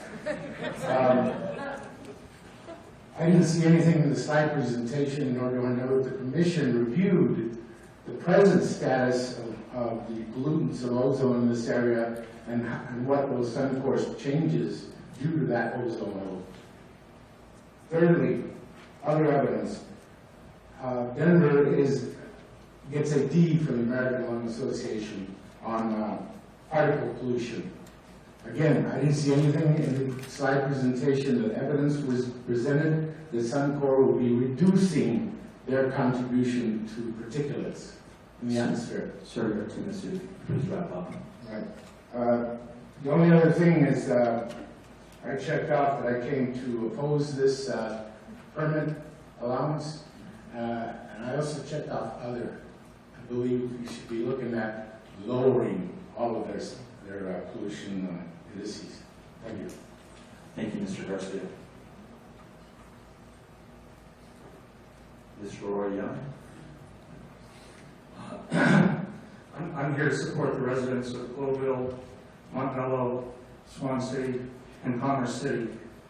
Although I live 30 miles away, I had asthma as a child, I have adult onset asthma. There are days when I can barely breathe. The proposal in the presentation from the Air Quality Control Division was manifestly inaccurate. And that leads me to wonder who's in charge here, who's responsible for taking care of this problem. The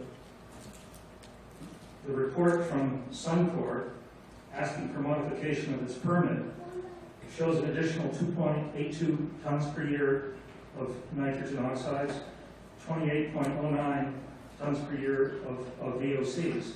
That is not what we were told in the slideshow presentation just now.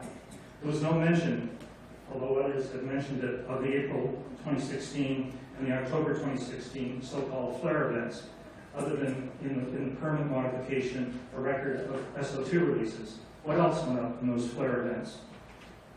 compliance with what standard is being used here. The plant one flare at Suncor, quote, in the permit modification request, does not currently have permitted limits. Why is that? How are there no limits possible? And bear with me here. There are 18 days, July 1st, July 3rd, 4th, 5th, 6th, 10th, 13th, 14th, 15th, 16th, 17th, 18th, 20th, 22nd, 23rd, 24th, 27th, and July 28th. Those 18 days in July this year were declared for an ozone alert by the Regional Air Quality Control Commission, Area 2CC, which declared they are unhealthy for sensitive groups. The young, the elderly, and those with asthma should not exercise, they should stay indoors, and they should keep all windows closed. That is not a solution. That is not doing your job. The AQCC, quote from the website, has the authority to adopt rules that are more stringent than federal requirements. We're not even close to the 70 parts per billion ground level ozone standard. You have just for 2 minutes. Very quickly, the mission of the CDPHE is, quote, from the website, is to protect and improve the health of Colorado's people and the quality of its environment. It has not been done. Do your job, please. Thank you, Mr. Young. Ambrose Cruz, and then the next 5 after Ambrose Cruz will be Catherine Thompson, Brianna Bradley, Jonathan H-U-I-R, I'm not sure how to pronounce that, Kristen Wade, and Joel Miner. So Ambrose Cruz. Ambrose is not here. He had to leave already? Okay. Is he coming back or is he gone? Okay. I'm sorry we didn't get him in. Catherine Thompson.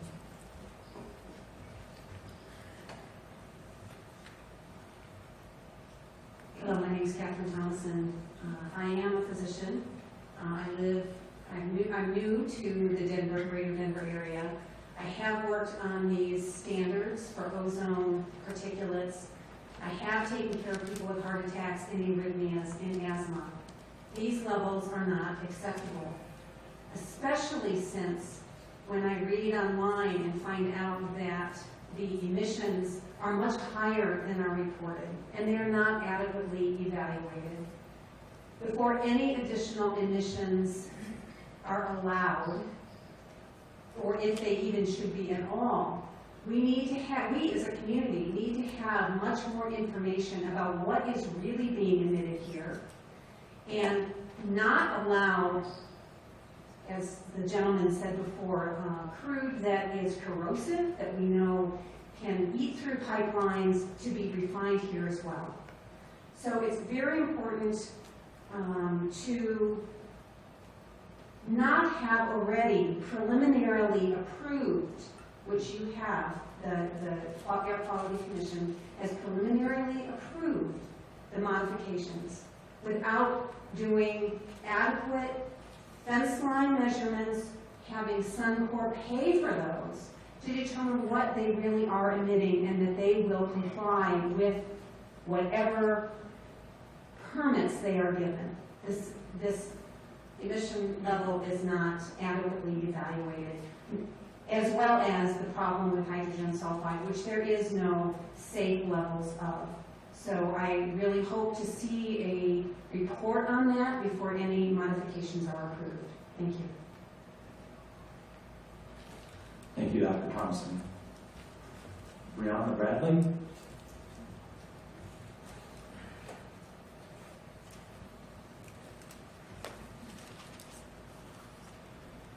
Hi, I'm Brianna Bradley. I wish I had some great speech, and I wish I had a lot of facts.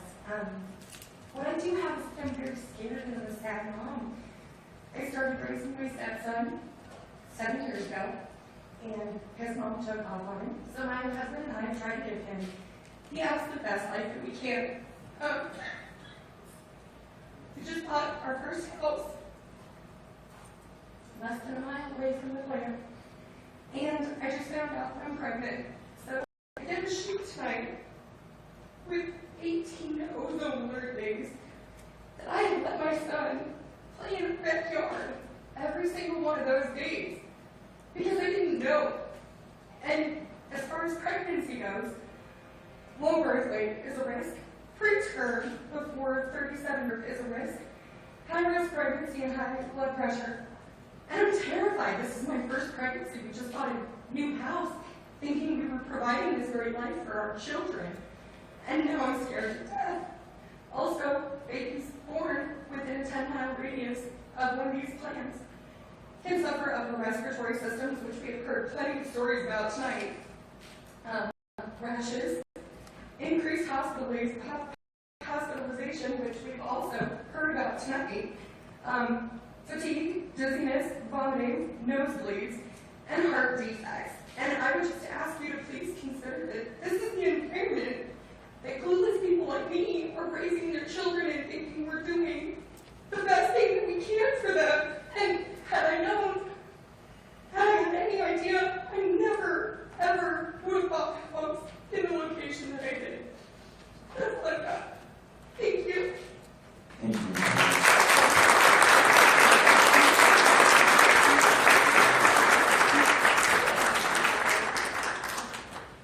Jonathan Hewer. Yeah, close. Good evening, my name is Jonathan Huey, and I live in Denver. I do a lot of volunteer activities with the Protege program of Conservation Colorado. And when I heard about the yellow smoke released from the refinery in October, which was reported October 14th, I was really concerned that we didn't know with certainty just how dangerous the plume was. And what I'm most concerned with is the monitoring process, and for that reason I'm completely against raising the emissions that are allowed. So there were air quality tests back at that time when there was the plume, like one by South Adams Fire Department, that didn't reveal hazardous substances, but they were insufficient because Suncor later reported that 75,600 pounds of sulfur dioxide was released. So what I can't find out from the media, or as far as I can tell from the newspaper, I don't know when that 75,600 pounds of sulfur dioxide was detected. Of course, with air pollution, there's diffusion, and it's of course very important to monitor that as the pollutants are emitted. So like I said, I'm just extremely concerned about the monitoring process.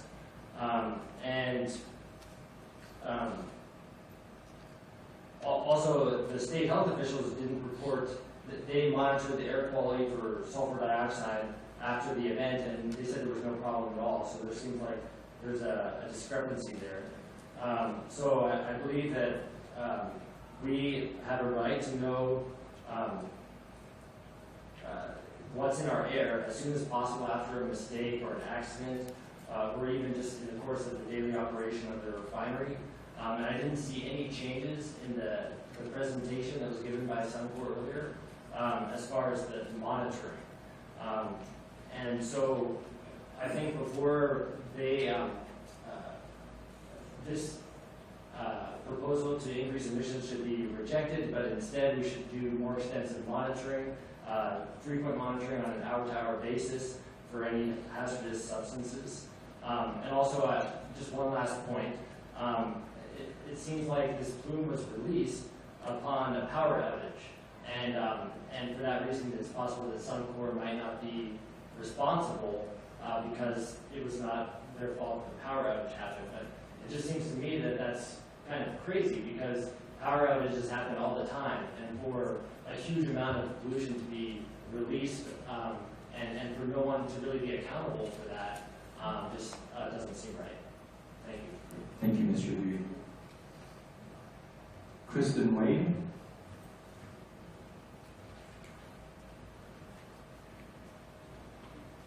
Good evening, my name is Kristen Wade. I'm a member of Colorado People's Alliance. So I live in Aurora. I'm here today because I'm concerned about the potential for this permit modification to allow Suncor to further jeopardize the health of Colorado residents. As one of the biggest polluters in the metro area, the harmful effects on air quality reach well beyond just the immediate Commerce City area, and even extended to my own Aurora community. Since Suncor has already been responsible for multiple air pollution permit violations and hyperpollution-inducing accidents, I'm concerned about how the air I breathe will be impacted by an increase in refinery emissions. Since purchasing it in 2003, Suncor has invested more than $1.6 billion in this refinery. Clearly, violation penalties of a few $100,000 are not enough to hold Suncor accountable. Indeed, Suncor has already committed many pollution violations, but has chosen to pay the fines rather than making efforts to prevent such health and environmental hazards from occurring again.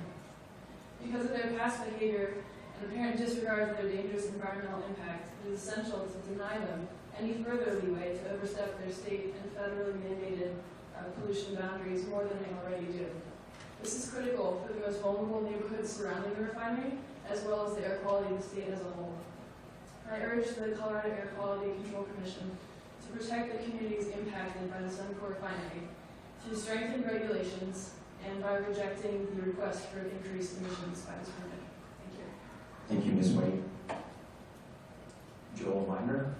And before you start, Mr. Miner, the next 5 are Carla Castedo, Nelda W., you don't know who you are, Cam Tafoya, Nancy Nixon, and Kimberly Moore. So, Mr. Miner. Thank you, Commissioner Ritter. My name is Joel Miner, and I'm an attorney at Earth Justice, the nation's oldest and largest nonprofit environmental law organization. Since Suncor's Title V permit was last renewed in 2012, it has requested over 40 modifications. Collectively, these modifications add up to big changes. The refinery's throughput has increased by at least 10,000 barrels per day since Suncor acquired it over a decade ago. And as you heard earlier, the refinery now processes dirtier fuels like tar sands and oil from North Dakota's vacuum shale. These changes have increased Suncor's air pollution emissions. For example, Suncor's VOC emissions increased from 390 tons per year in 2014 to 560 tons per year in 2016. Increased VOC emissions are alarming because the Denver area, as you know, is already in non-payment with federal standards. Before approving these permit modifications, divisions that require Suncor to identify and implement reasonably available control technologies and the lowest achievable emissions rate as required by the Clean Air Act. As the gentleman from Suncor mentioned earlier, Suncor also must comply with other federal regulations before the division approves these permit modifications. Implementing EPA's 2015 refineries rule gives Suncor an opportunity to show its commitment to continuous improvement by giving the public a voice in robust fence line monitoring to measure chemicals coming across the fence line to neighborhoods. Suncor also must protect safety by fully implementing EPA's 2017 chemical disaster rule in order to prevent disasters, reduce harm, and strengthen emergency response preparedness. As you know, Suncor is requesting a permit limit for high-emission cyanide emissions. There is no state or federal limit on emissions of this dangerous chemical. Suncor's request for this modification is clearly an attempt to avoid reporting these hazardous releases under federal right-to-know laws. The division should deny its request to evade these laws that are crucial for informing the community about exposure to hazardous chemicals. Finally, one of the proposed modifications is to major miscellaneous process fund, or MPD, which is designed to reduce hazardous air pollution. We support reducing pollution, but we want to ensure the division is evaluating this modification correctly. The way that Suncor has calculated the project's baseline and projected actual emissions was illegal. Suncor is hiding emissions by exploiting a loophole for emissions that it is capable of accommodating. It is including its malfunction emissions in its baseline. The division should not allow this. Lastly, I just want to say we submitted extensive written comments yesterday. We had over 100 exhibits to those comments, which are a little too big to attach to an email, so we have some flash drives with them. Thank you. Great. Thank you, Mr. Ryder.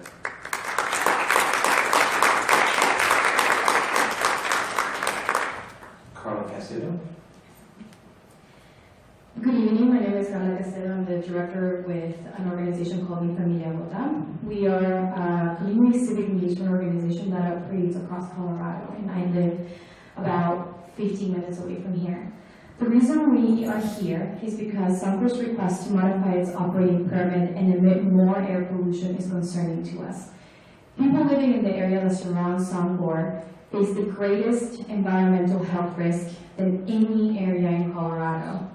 The people who we engage and work with, largely the Latino community, are disproportionately affected by the pollution that results from the toxic and hazardous emissions by refineries like Suncor. Nearly 10% of Latinos under the age of 18 suffer from asthma. And I wanted to back this up with with the fact that one of our team members last year, he's a Commerce City resident, he suffered from asthma. And a lot of the work that we do involves being outside in the community, talking about our mission and vision.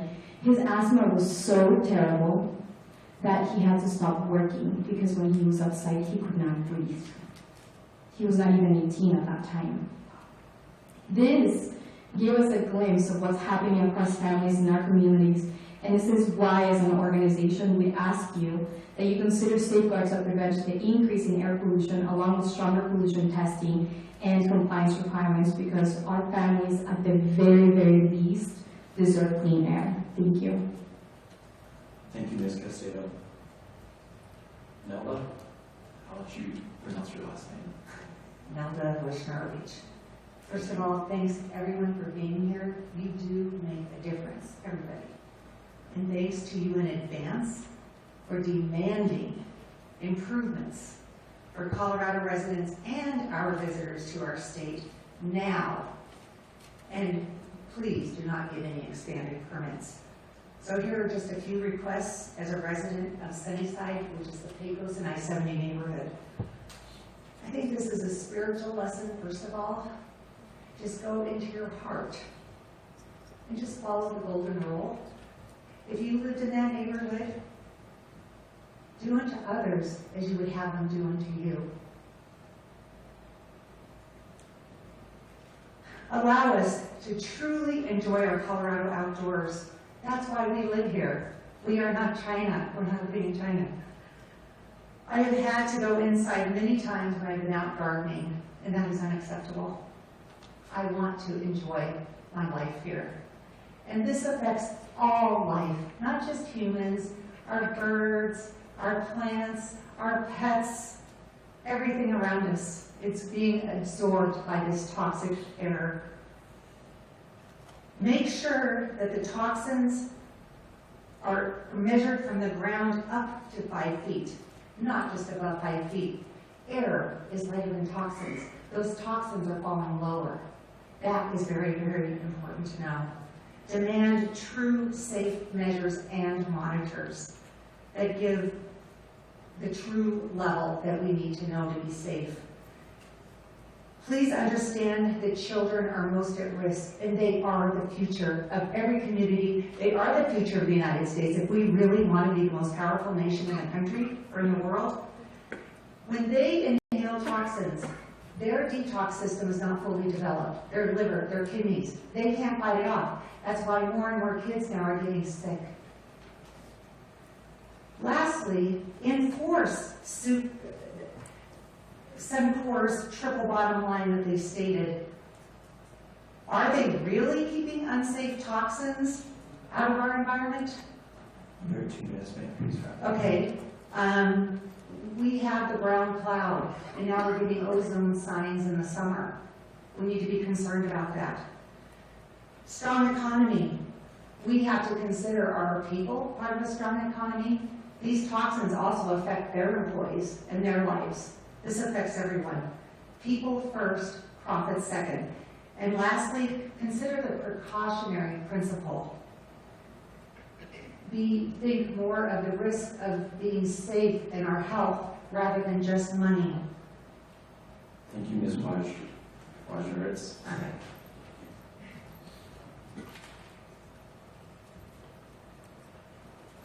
Cam before you? Or did I? Is it Cam or is it? That's an Ian instead of Sam. I'm sorry, it's Ian. Okay, yes, sir. All right. My name is Ian Tafoya, and I'm here speaking on behalf of the Colorado Latino Forum. I'm going to speak a little fast because I know we're short on time. I want to start by telling you a little bit about myself. I was raised in the cold neighborhood, and my mom still resides there, so these emissions from this plant directly affect me and my family. I spent 15 years as a youth educator, and I've seen firsthand how respiratory issues affect children.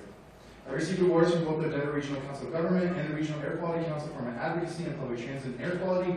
And lastly, I was the runner-up for Denver City Council District 9 2 years ago, and it's adjacent to this district, to this refinery.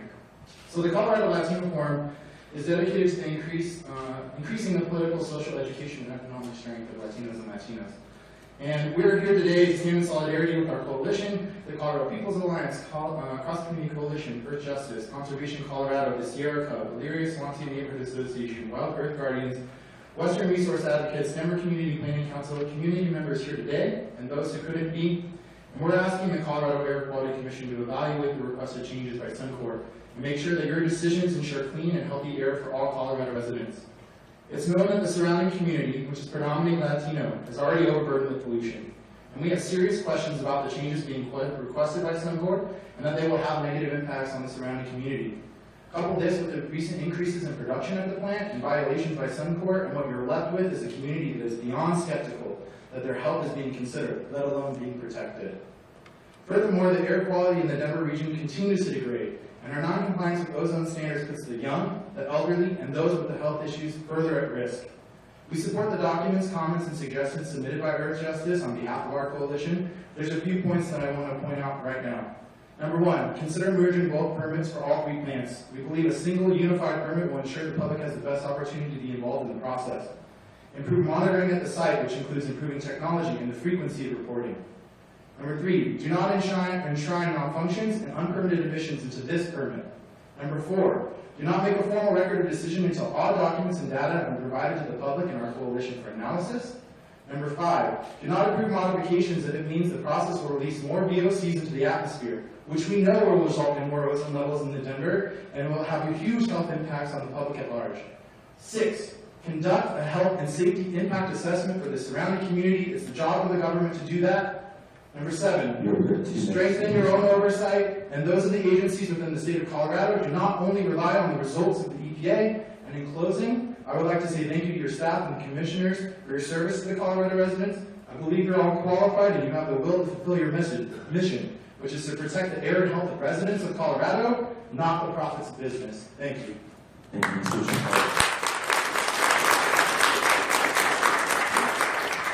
Chairman. Nancy Nixon.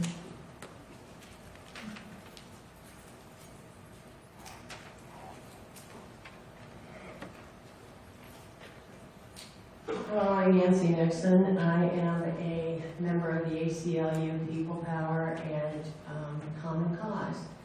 Our purpose as a volunteer organization in both organizations is to gather information as to whether civil liberties are being honored and provided for American citizens.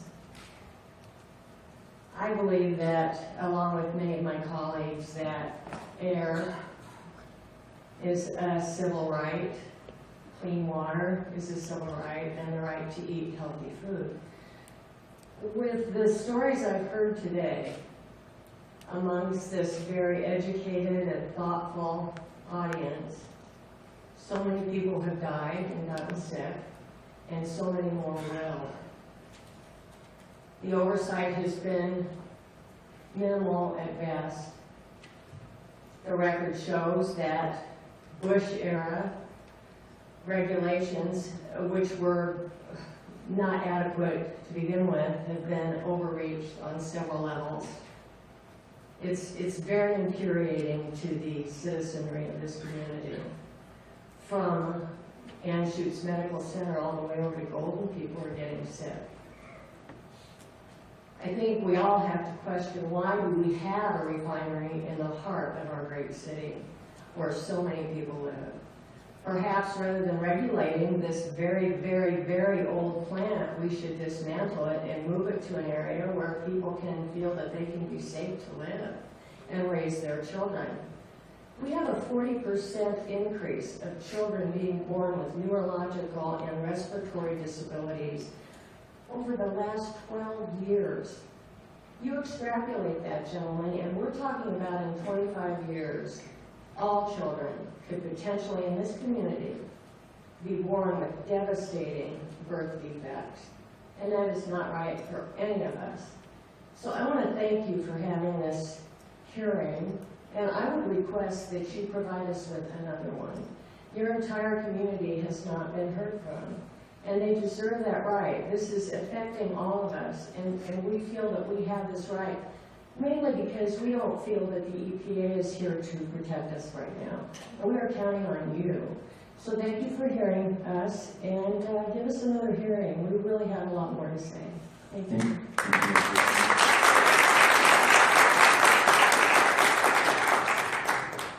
Kimberly Morse.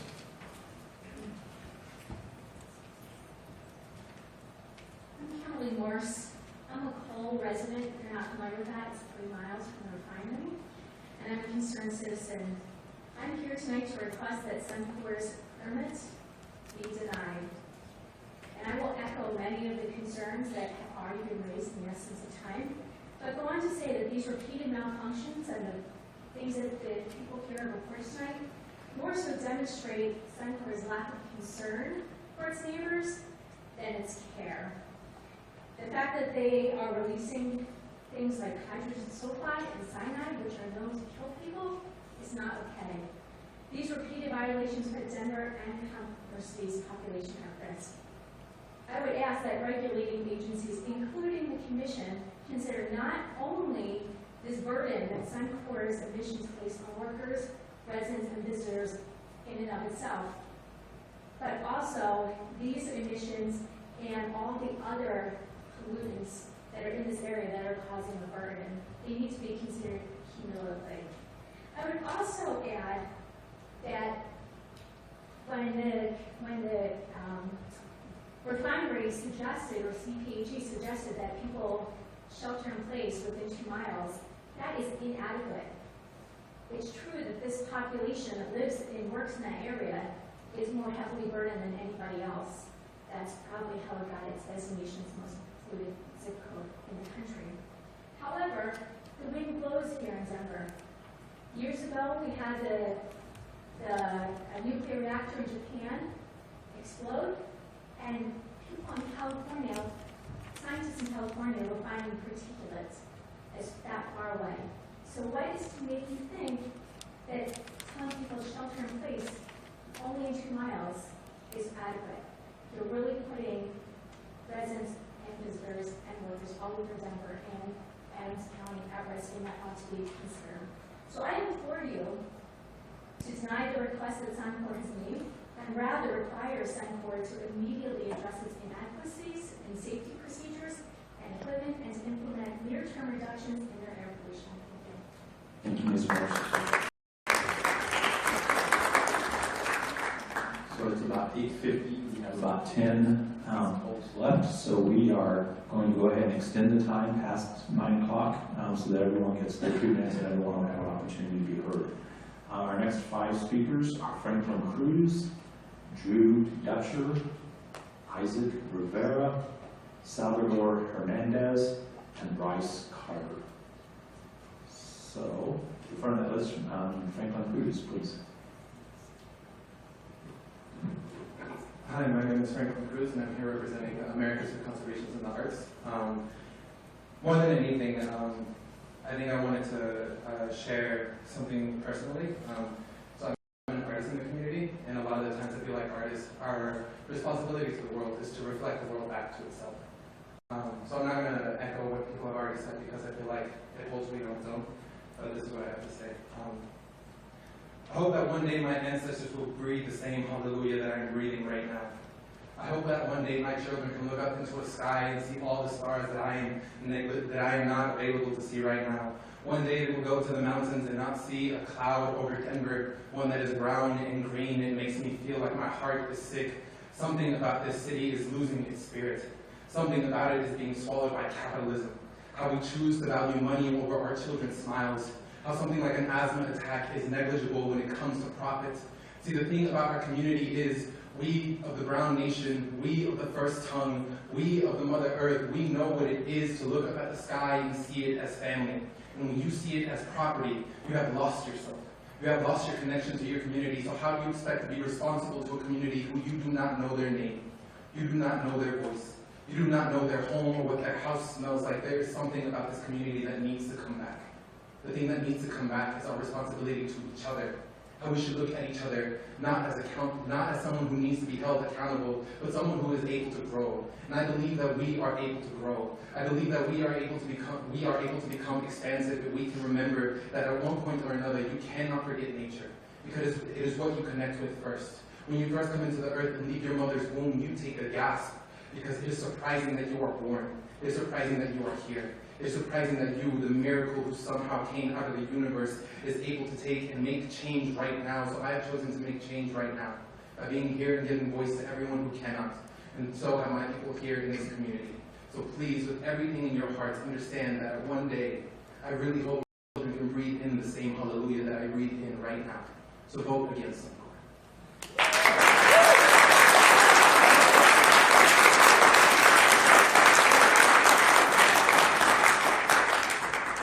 Thank you, Mr. Cruz. Drew Dutcher. Hi, good evening. My name is Drew Dutcher, and I've lived in the Elyria neighborhood in North Denver for 10 years. I'm also the president of the Elyria and Swansea Neighborhood Association. The future in Elyria and Swansea is threatened at all levels, but particularly environmentally, economically, socially, and culturally. We've been neglected by all levels of government and industry for many decades. Residents of Elyria and Swansea suffer from far greater rates of asthma, heart disease, and have lifespans averaging 3.5 years less than the typical Denver resident. Comments were submitted in our behalf by Earth Justice. We have read those comments, and we're enormously grateful for their research and advocacy. Nevertheless, we are deeply troubled by the prospect of CAPCD and CAQCC failing to hold Suncor to the environmental standards that we are insisting on. Elyria and Swansea are less than 1 mile from Suncor, and we are in great peril if Suncor is not held to these standards. Specifically, you must robustly implement the fence line monitoring required under EPA's 215 regulations, which protect us against dangerous carcinogens. You must incorporate chemical disaster preparedness to protect residents against accidents. You must incorporate requirements from Colorado's Ozone State Implementation Plan. It is also our understanding that Suncor has not been transparent in the permit notifications. You must provide the public with sufficient information and analysis necessary for the public to understand.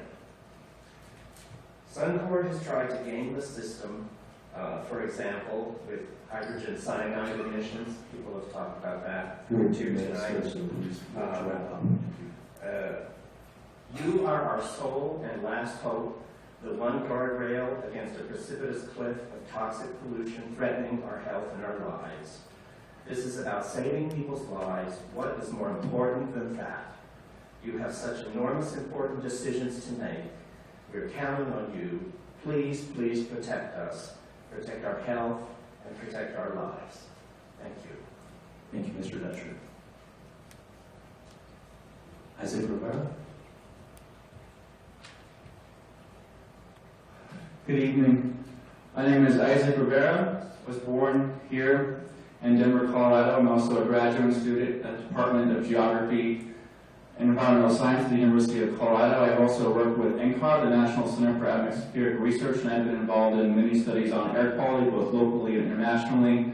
Some of my colleagues have worked on a study called FRAPE on regional air quality, but the reason why I'm mentioning wasting time on that is because it doesn't matter. The science is not enough. The accounting, the monitoring is not enough. And to point to an example with Suncor and when that monitoring has been ignored was when the pressure gauge went down in the fall of 2011 and they actively ignored it to the result of a oil spill into Suncor and into the Platte River. Now this spill resulted in several gallons of oil being spilled into the Platte River for weeks. It took weeks. How it relates to air quality is that they use dispersants to try to bubble it up. They're just trying to cover it up in any way that they can. And this has been consistent in their recklessness in doing a basic job. Now I want to point to many studies that several of my community members, including higher incidences of cancer along Globeville, Elyria Swansea, the Valdez Superfund study by the CDPHE has several of these studies that speak to the legacies of abandonment here. Now, this is also a part of my undergraduate course that I was involved in 2011, and I took oil samples from the Platte River and presented it to them. I presented all this hard data. I still have that data on hand. And me telling them, and me showing the pictures of the oil, me showing the pictures of the flares, me showing the pictures of cancer incidences, which they concluded were due to, I quote, cigarettes and bad genes. It's a symbol of the legacies of environmental racism by not just the state institutions here, but also Suncor. Administrator for the Air Quality Control Commission, and we welcome you here tonight. Now, okay, good. Maybe I'll, sorry, need to be mic'd up. Okay, can you hear me? Is it okay? All right, well, again, thank you very much for coming here tonight. We appreciate your interest in the topic, and we welcome you here tonight to provide your perspectives on the proposed Suncor permit. Just a few things, if I could ask you all to silence your cell phones. That way, we all have to do it, I just did mine. That way we don't have that interruption. If you want to speak, I think you've all been through the line and filled out a blue card, but if you haven't, please fill out a blue card. We probably should just bring them in from the outside table so that they're here on the back table. I'll grab those. That way you don't have to go back through security. And fill out a blue card so we can gauge how many speakers we'll have tonight, and we can determine kind of the time frame that like when you do speak to get to your point. Try not to repeat what others may have said. That way we can move through the evening, and please stick to the time limit. We'll give you a signal if you're going over so that everyone has an opportunity to speak tonight. Again, we have Spanish language translation service here tonight, so if you require that, that will just be available for you when you come up to the mic, and just please request that, and that will happen. Any other business? Okay, very good. Well, if let's begin tonight, and if I could introduce the representative from the Air Quality Control Commission, Mr. Curtis Reeder, here at the front table, and Curtis is going to provide some opening remarks. Thank you. Thank you, Mike.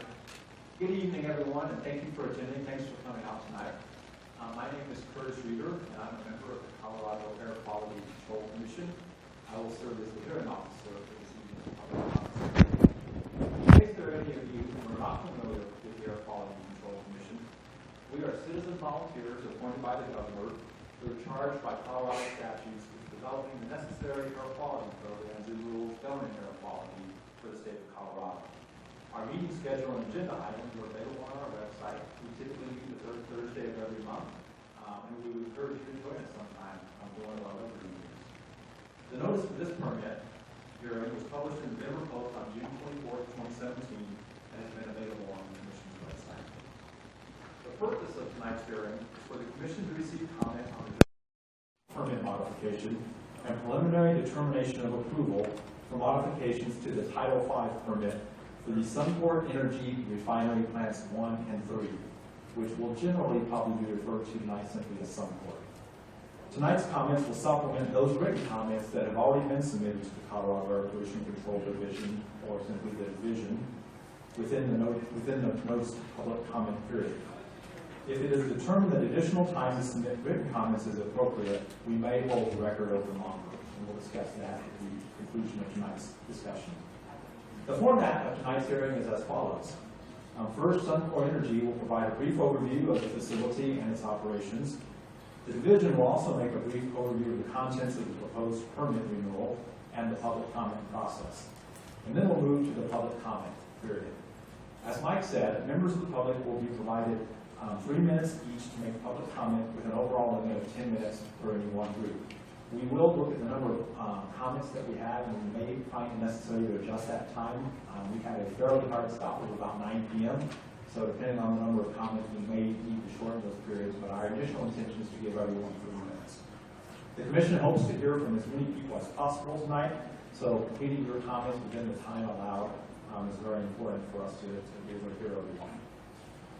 At the conclusion of the comments tonight, I will determine the need to hold open the public hearing record for the submission of additional written comments. Members of the public may also provide written materials as they comment tonight, but this hearing will not provide an opportunity for presentations by the public. We are interested in your input, and the commission desires to hear from as many people as possible tonight. And although we want to make sure you have a chance to speak if you so desire, we only have until 9 p.m. So let's review a few ground rules to ensure that as many of you as possible have an opportunity to provide your comments. First, if you wish to provide a comment, please fill out a blue card. I know many of you have already done this, but please fill out a blue card if you are a citizen, or a yellow card if you are an elected official, and turn it in to Teresa Martin Regular. Raise your hand, Teresa. Thank you. Our program coordinator. Because we must make a record of the public comment for everyone who speaks tonight, it will not be possible for me to recognize you and call you up unless you have submitted a card. Second, the commission will take comment from as many people as possible, commenting either individually as a group. 3 minutes is not a great deal of time, so please be prepared and think about how to make your comments as concise as possible. If you wish to support the comments of another person, you may simply say so without repeating the comment in the interest of time. Although any number of people may combine their comments, no representative of any group may speak for more than 10 minutes.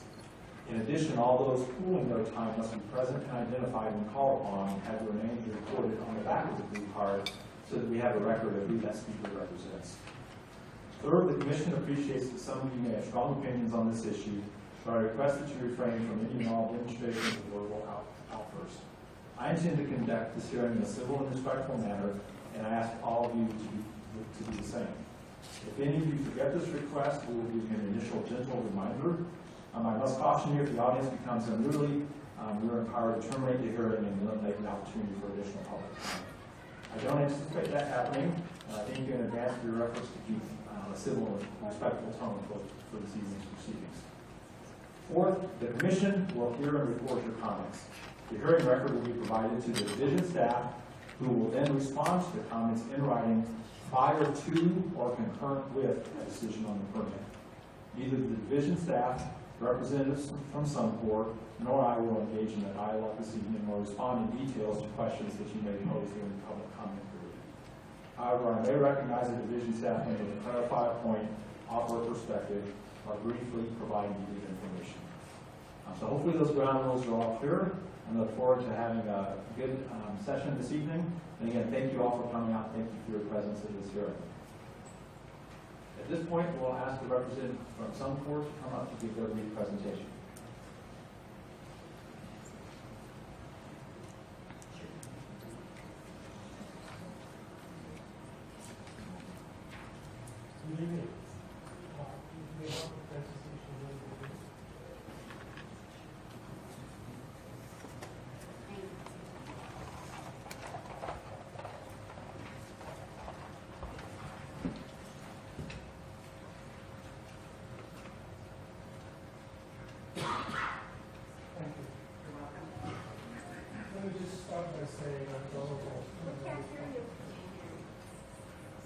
Is this on?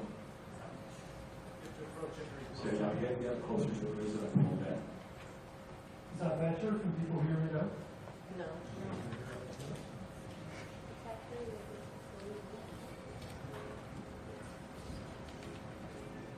Can you raise it up just? Can you raise the mic a little higher? Closer to your mouth?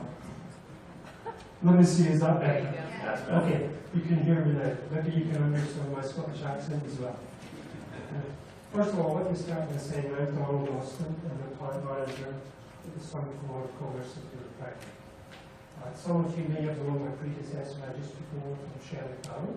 I've been here for a couple of months. I'm here really with two purposes tonight. One is to give context to the modifications to the potential 5 permits. The other is to take the opportunity to listen and understand the comments that have come to the Commission tonight. We can't hear you. We can't hear you. You can't hear me? No. Okay. I'll try and stay closer to the You just need to stay closer to the mic. I need to be shorter, right? Okay, let me just start by first giving some context about Suncor. And Suncor here in Commerce City, which in essence is a refinery. It's a 98,000 barrel a day refinery. In the main, we take US-based crude and we make products that are gasoline, diesel, jet fuel, sulfur, and asphalt, and we sell them in the local area. So we take mainly a local crude supply and deliver it to a local market. So we're very much a local business here. But to understand Suncor, I think there's more than just understanding what we do here in Commerce City. There's something about our values and what we stand for. And I think simply put, I would say that we aim and we strive to be trusted stewards of the valuable natural resources that we have in our control. And that for us at the refinery translates into efficient and effective with our crude and making sure that we deliver to our customers. But saying that, we can't do that without being, and we continue to strive for continuous improvement in our environmental performance, whether that be air, water, land use, energy efficiency. One of our core values is to continually improve here, and as we go forward, be better and better. But we can't do that without listening to our stakeholders, without listening to our neighbours, and that's why I welcome tonight that ability. So to summarise, Suncor is one that wants to learn, improve, and be a real valuable member of this community. Let me dive into a little bit more detail in that context to these modifications to the permits. First of all, let me talk to, we actually have two permits, of which one we're looking at modifications. And the reason we have two permits is because originally there was two refineries. And as such, it's grown up in that way. But tonight we're really concentrating on plants 1 and 3, which is what was probably the formerly Suncor Refinery, and that's what we're looking at here. And we're looking at 12 modifications. I think what you'll hear from the state is these modifications are categorised into 2 that are significant, 6 that are minor, 3 that are administrative, and 1 of another sort. If I want to put that into the language of Suncor and link it back to our values, I want to talk about those that are associated with new regulations, those that improve the refinery logistics, those that we look to make sure that our emissions calculations are accurate, and those that are administrative in nature. I'll come back to these in a minute. Because before I go there, I think I'd like to take the opportunity to talk about air permitting. And that's something that's very serious to Suncor. And I think the way in which we do it here, I just want to explain what I mean by collaborative and how we work together. So at Suncor, we have engineers and operators who take very seriously making sure that they meet or beat the values that are in these permits. So see that. We also work with and are happy to work with the state to ensure that we're at these levels. We challenge us to make sure that we're delivering what we should be. And I actually personally think that's a healthy thing, because it makes the bar high and it keeps the bar high. And we welcome that challenge and we welcome that process. I just want to put that in there. But let's dive a little bit deeper into these 12 modifications. The first 5 that I'm categorising here are changes to the regulatory requirements. And I think all of these are categorised as minor. But what I would say is all of these link directly to our aim to continually improve. If you look at each of these changes, they're about making our emissions better. They're about this continual journey of continuous improvement. The one thing here, if I take the example, is the leak detection and repair program. It's a program where we look at fugitive emissions. We look to ensure that we know how high these are, what they are. We look to expand and make sure more and more equipment, and we work with regulators for that process. And that's where I think regulation goes hand in hand with Suncor processes, because that's a pro-Suncor process. And I think the two go together. I think it's just an example where we see regulatory requirement changes. That's good news to Suncor because it's allowing us to continually improve, so we welcome that. If I look in terms of permit modifications that we've deemed improvement to the refinery logistics, that allows us to calibrate our refinery to the market. Refineries are beasts that we at times have to modify because people want more diesel or less gasoline or whatever. And a lot of these modifications in here are allowing us to adapt. And that allows me to continue to go back to that core value of being effective and efficient in the use of our natural resource. So I'd say here, we see examples of where behind it has allowed us to make a bit more diesel as opposed to gasoline, because the demand requires that. And then the last one up there, which is actually deemed as a more significant change, is actually aligned straight up with our need for continuous improvement environment. Let me explain that. As we take tanks out for maintenance, we want to ensure that emissions from that operation is minimized. So there what we do is make sure the tank's properly drained, and then we can purge through our systems, and we've added equipment to do that, which prevents us from allowing these hydrocarbons to go into the atmosphere, and again improving our environmental performance. So again, I see these things about helping us to a core value of being stewards of natural resource and a core value of continual improvement. Under the administrative piece, there's two sorts of items in here. First item is really about as people change in our organisation like myself. We understand our responsibilities. These names are adequate documents, and the seriousness of signing these documents is understood. So we welcome that, and these administration process changes are actually important, so we stay focused and understand our values. The last two in there we call administrative, are slightly different. They're to do a replacement in kind of equipment. So here we have equipment where we're swapping out with exactly the same. It's not an improvement, but it's the way in which we maintain the current position.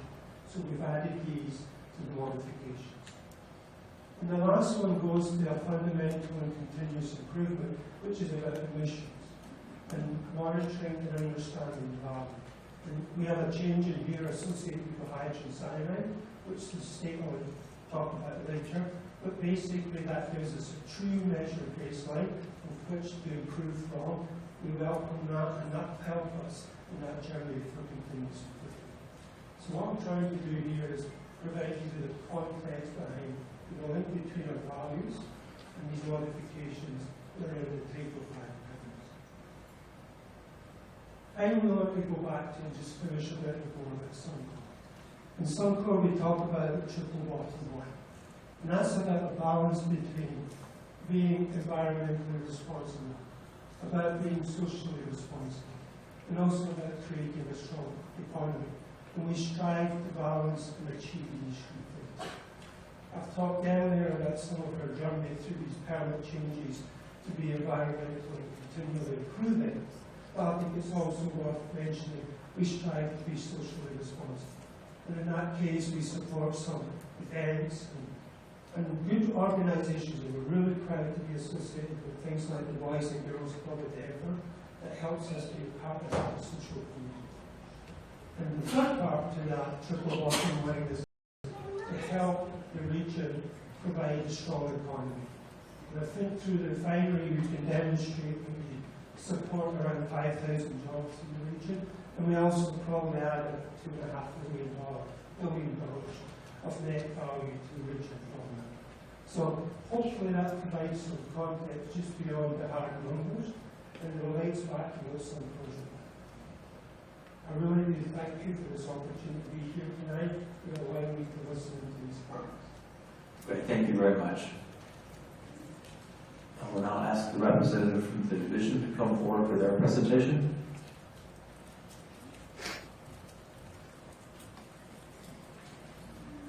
Hello, I'm Matt Burgett with the Colorado Air Pollution Control Division. I'll be running through these slides fairly quickly to allow you more time for your citizen comments. But the slide deck is available on the Commission's website if you wish to review the details later. I'll be talking a little bit about the hearing process, the Title V program, the modified permit, some of the public comment issues we've received, and then the next steps in this process. As I said, I work for the Air Pollution Control Division. Our role is to review the application and draft the permit according to the Air Quality Control Commission's regulations. This permit was posted for public notice, 30-day public notice period, and we did receive a hearing request, and that's why we're here today. This hearing provides another opportunity to provide comments to the division, which we will listen to and respond to in writing after the hearing. What is an air permit? This is a document that authorizes the legal emissions of air pollutants under certain terms and conditions. It defines, what pollutants can be emitted, what control devices the facility needs to operate, and various other conditions like monitoring and reporting requirements. This permit is what's called an operating permit or a Title V permit. These Title V permits are required for sources that have emissions above certain emission thresholds. These are post-construction permits, and they incorporate the existing requirements of the facility and also adds in additional monitoring and record keeping and reporting that a traditional construction permit may not require. Just for some perspective, there's about a little over 200 facilities in Colorado that do require these Title V permits. The Title V permit process requires that these operating permits be issued, and they do expire every 5 years, so the facility must apply for a renewal every 5 years. They're allowed to operate under their existing permit until the renewal is issued. There are also methods where they can modify the permit in between renewals, and these could be administrative amendments, minor modifications, or significant modifications. And please do note that EPA reviews these permits and also has authority to object to the permit.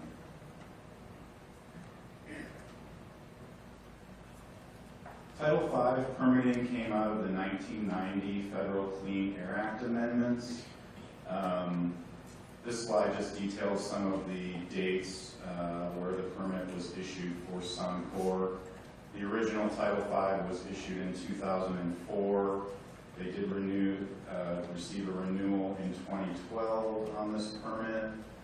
This permit action addresses modifications that were requested from Suncor between 2015 and 2017. Suncor is a refinery, as the Suncor representative explained. They basically produce different fuels and products from crude oil. This facility actually has 2 Title V operating permits. One is for Plant 1 and 3, and one is for Plant 2. This hearing is related to modifications requested on the Plant 1 and 3 Title V. They do have a number of equipment, including heaters, boilers, tanks, flares, loading racks, and a lot of piping components. So this modification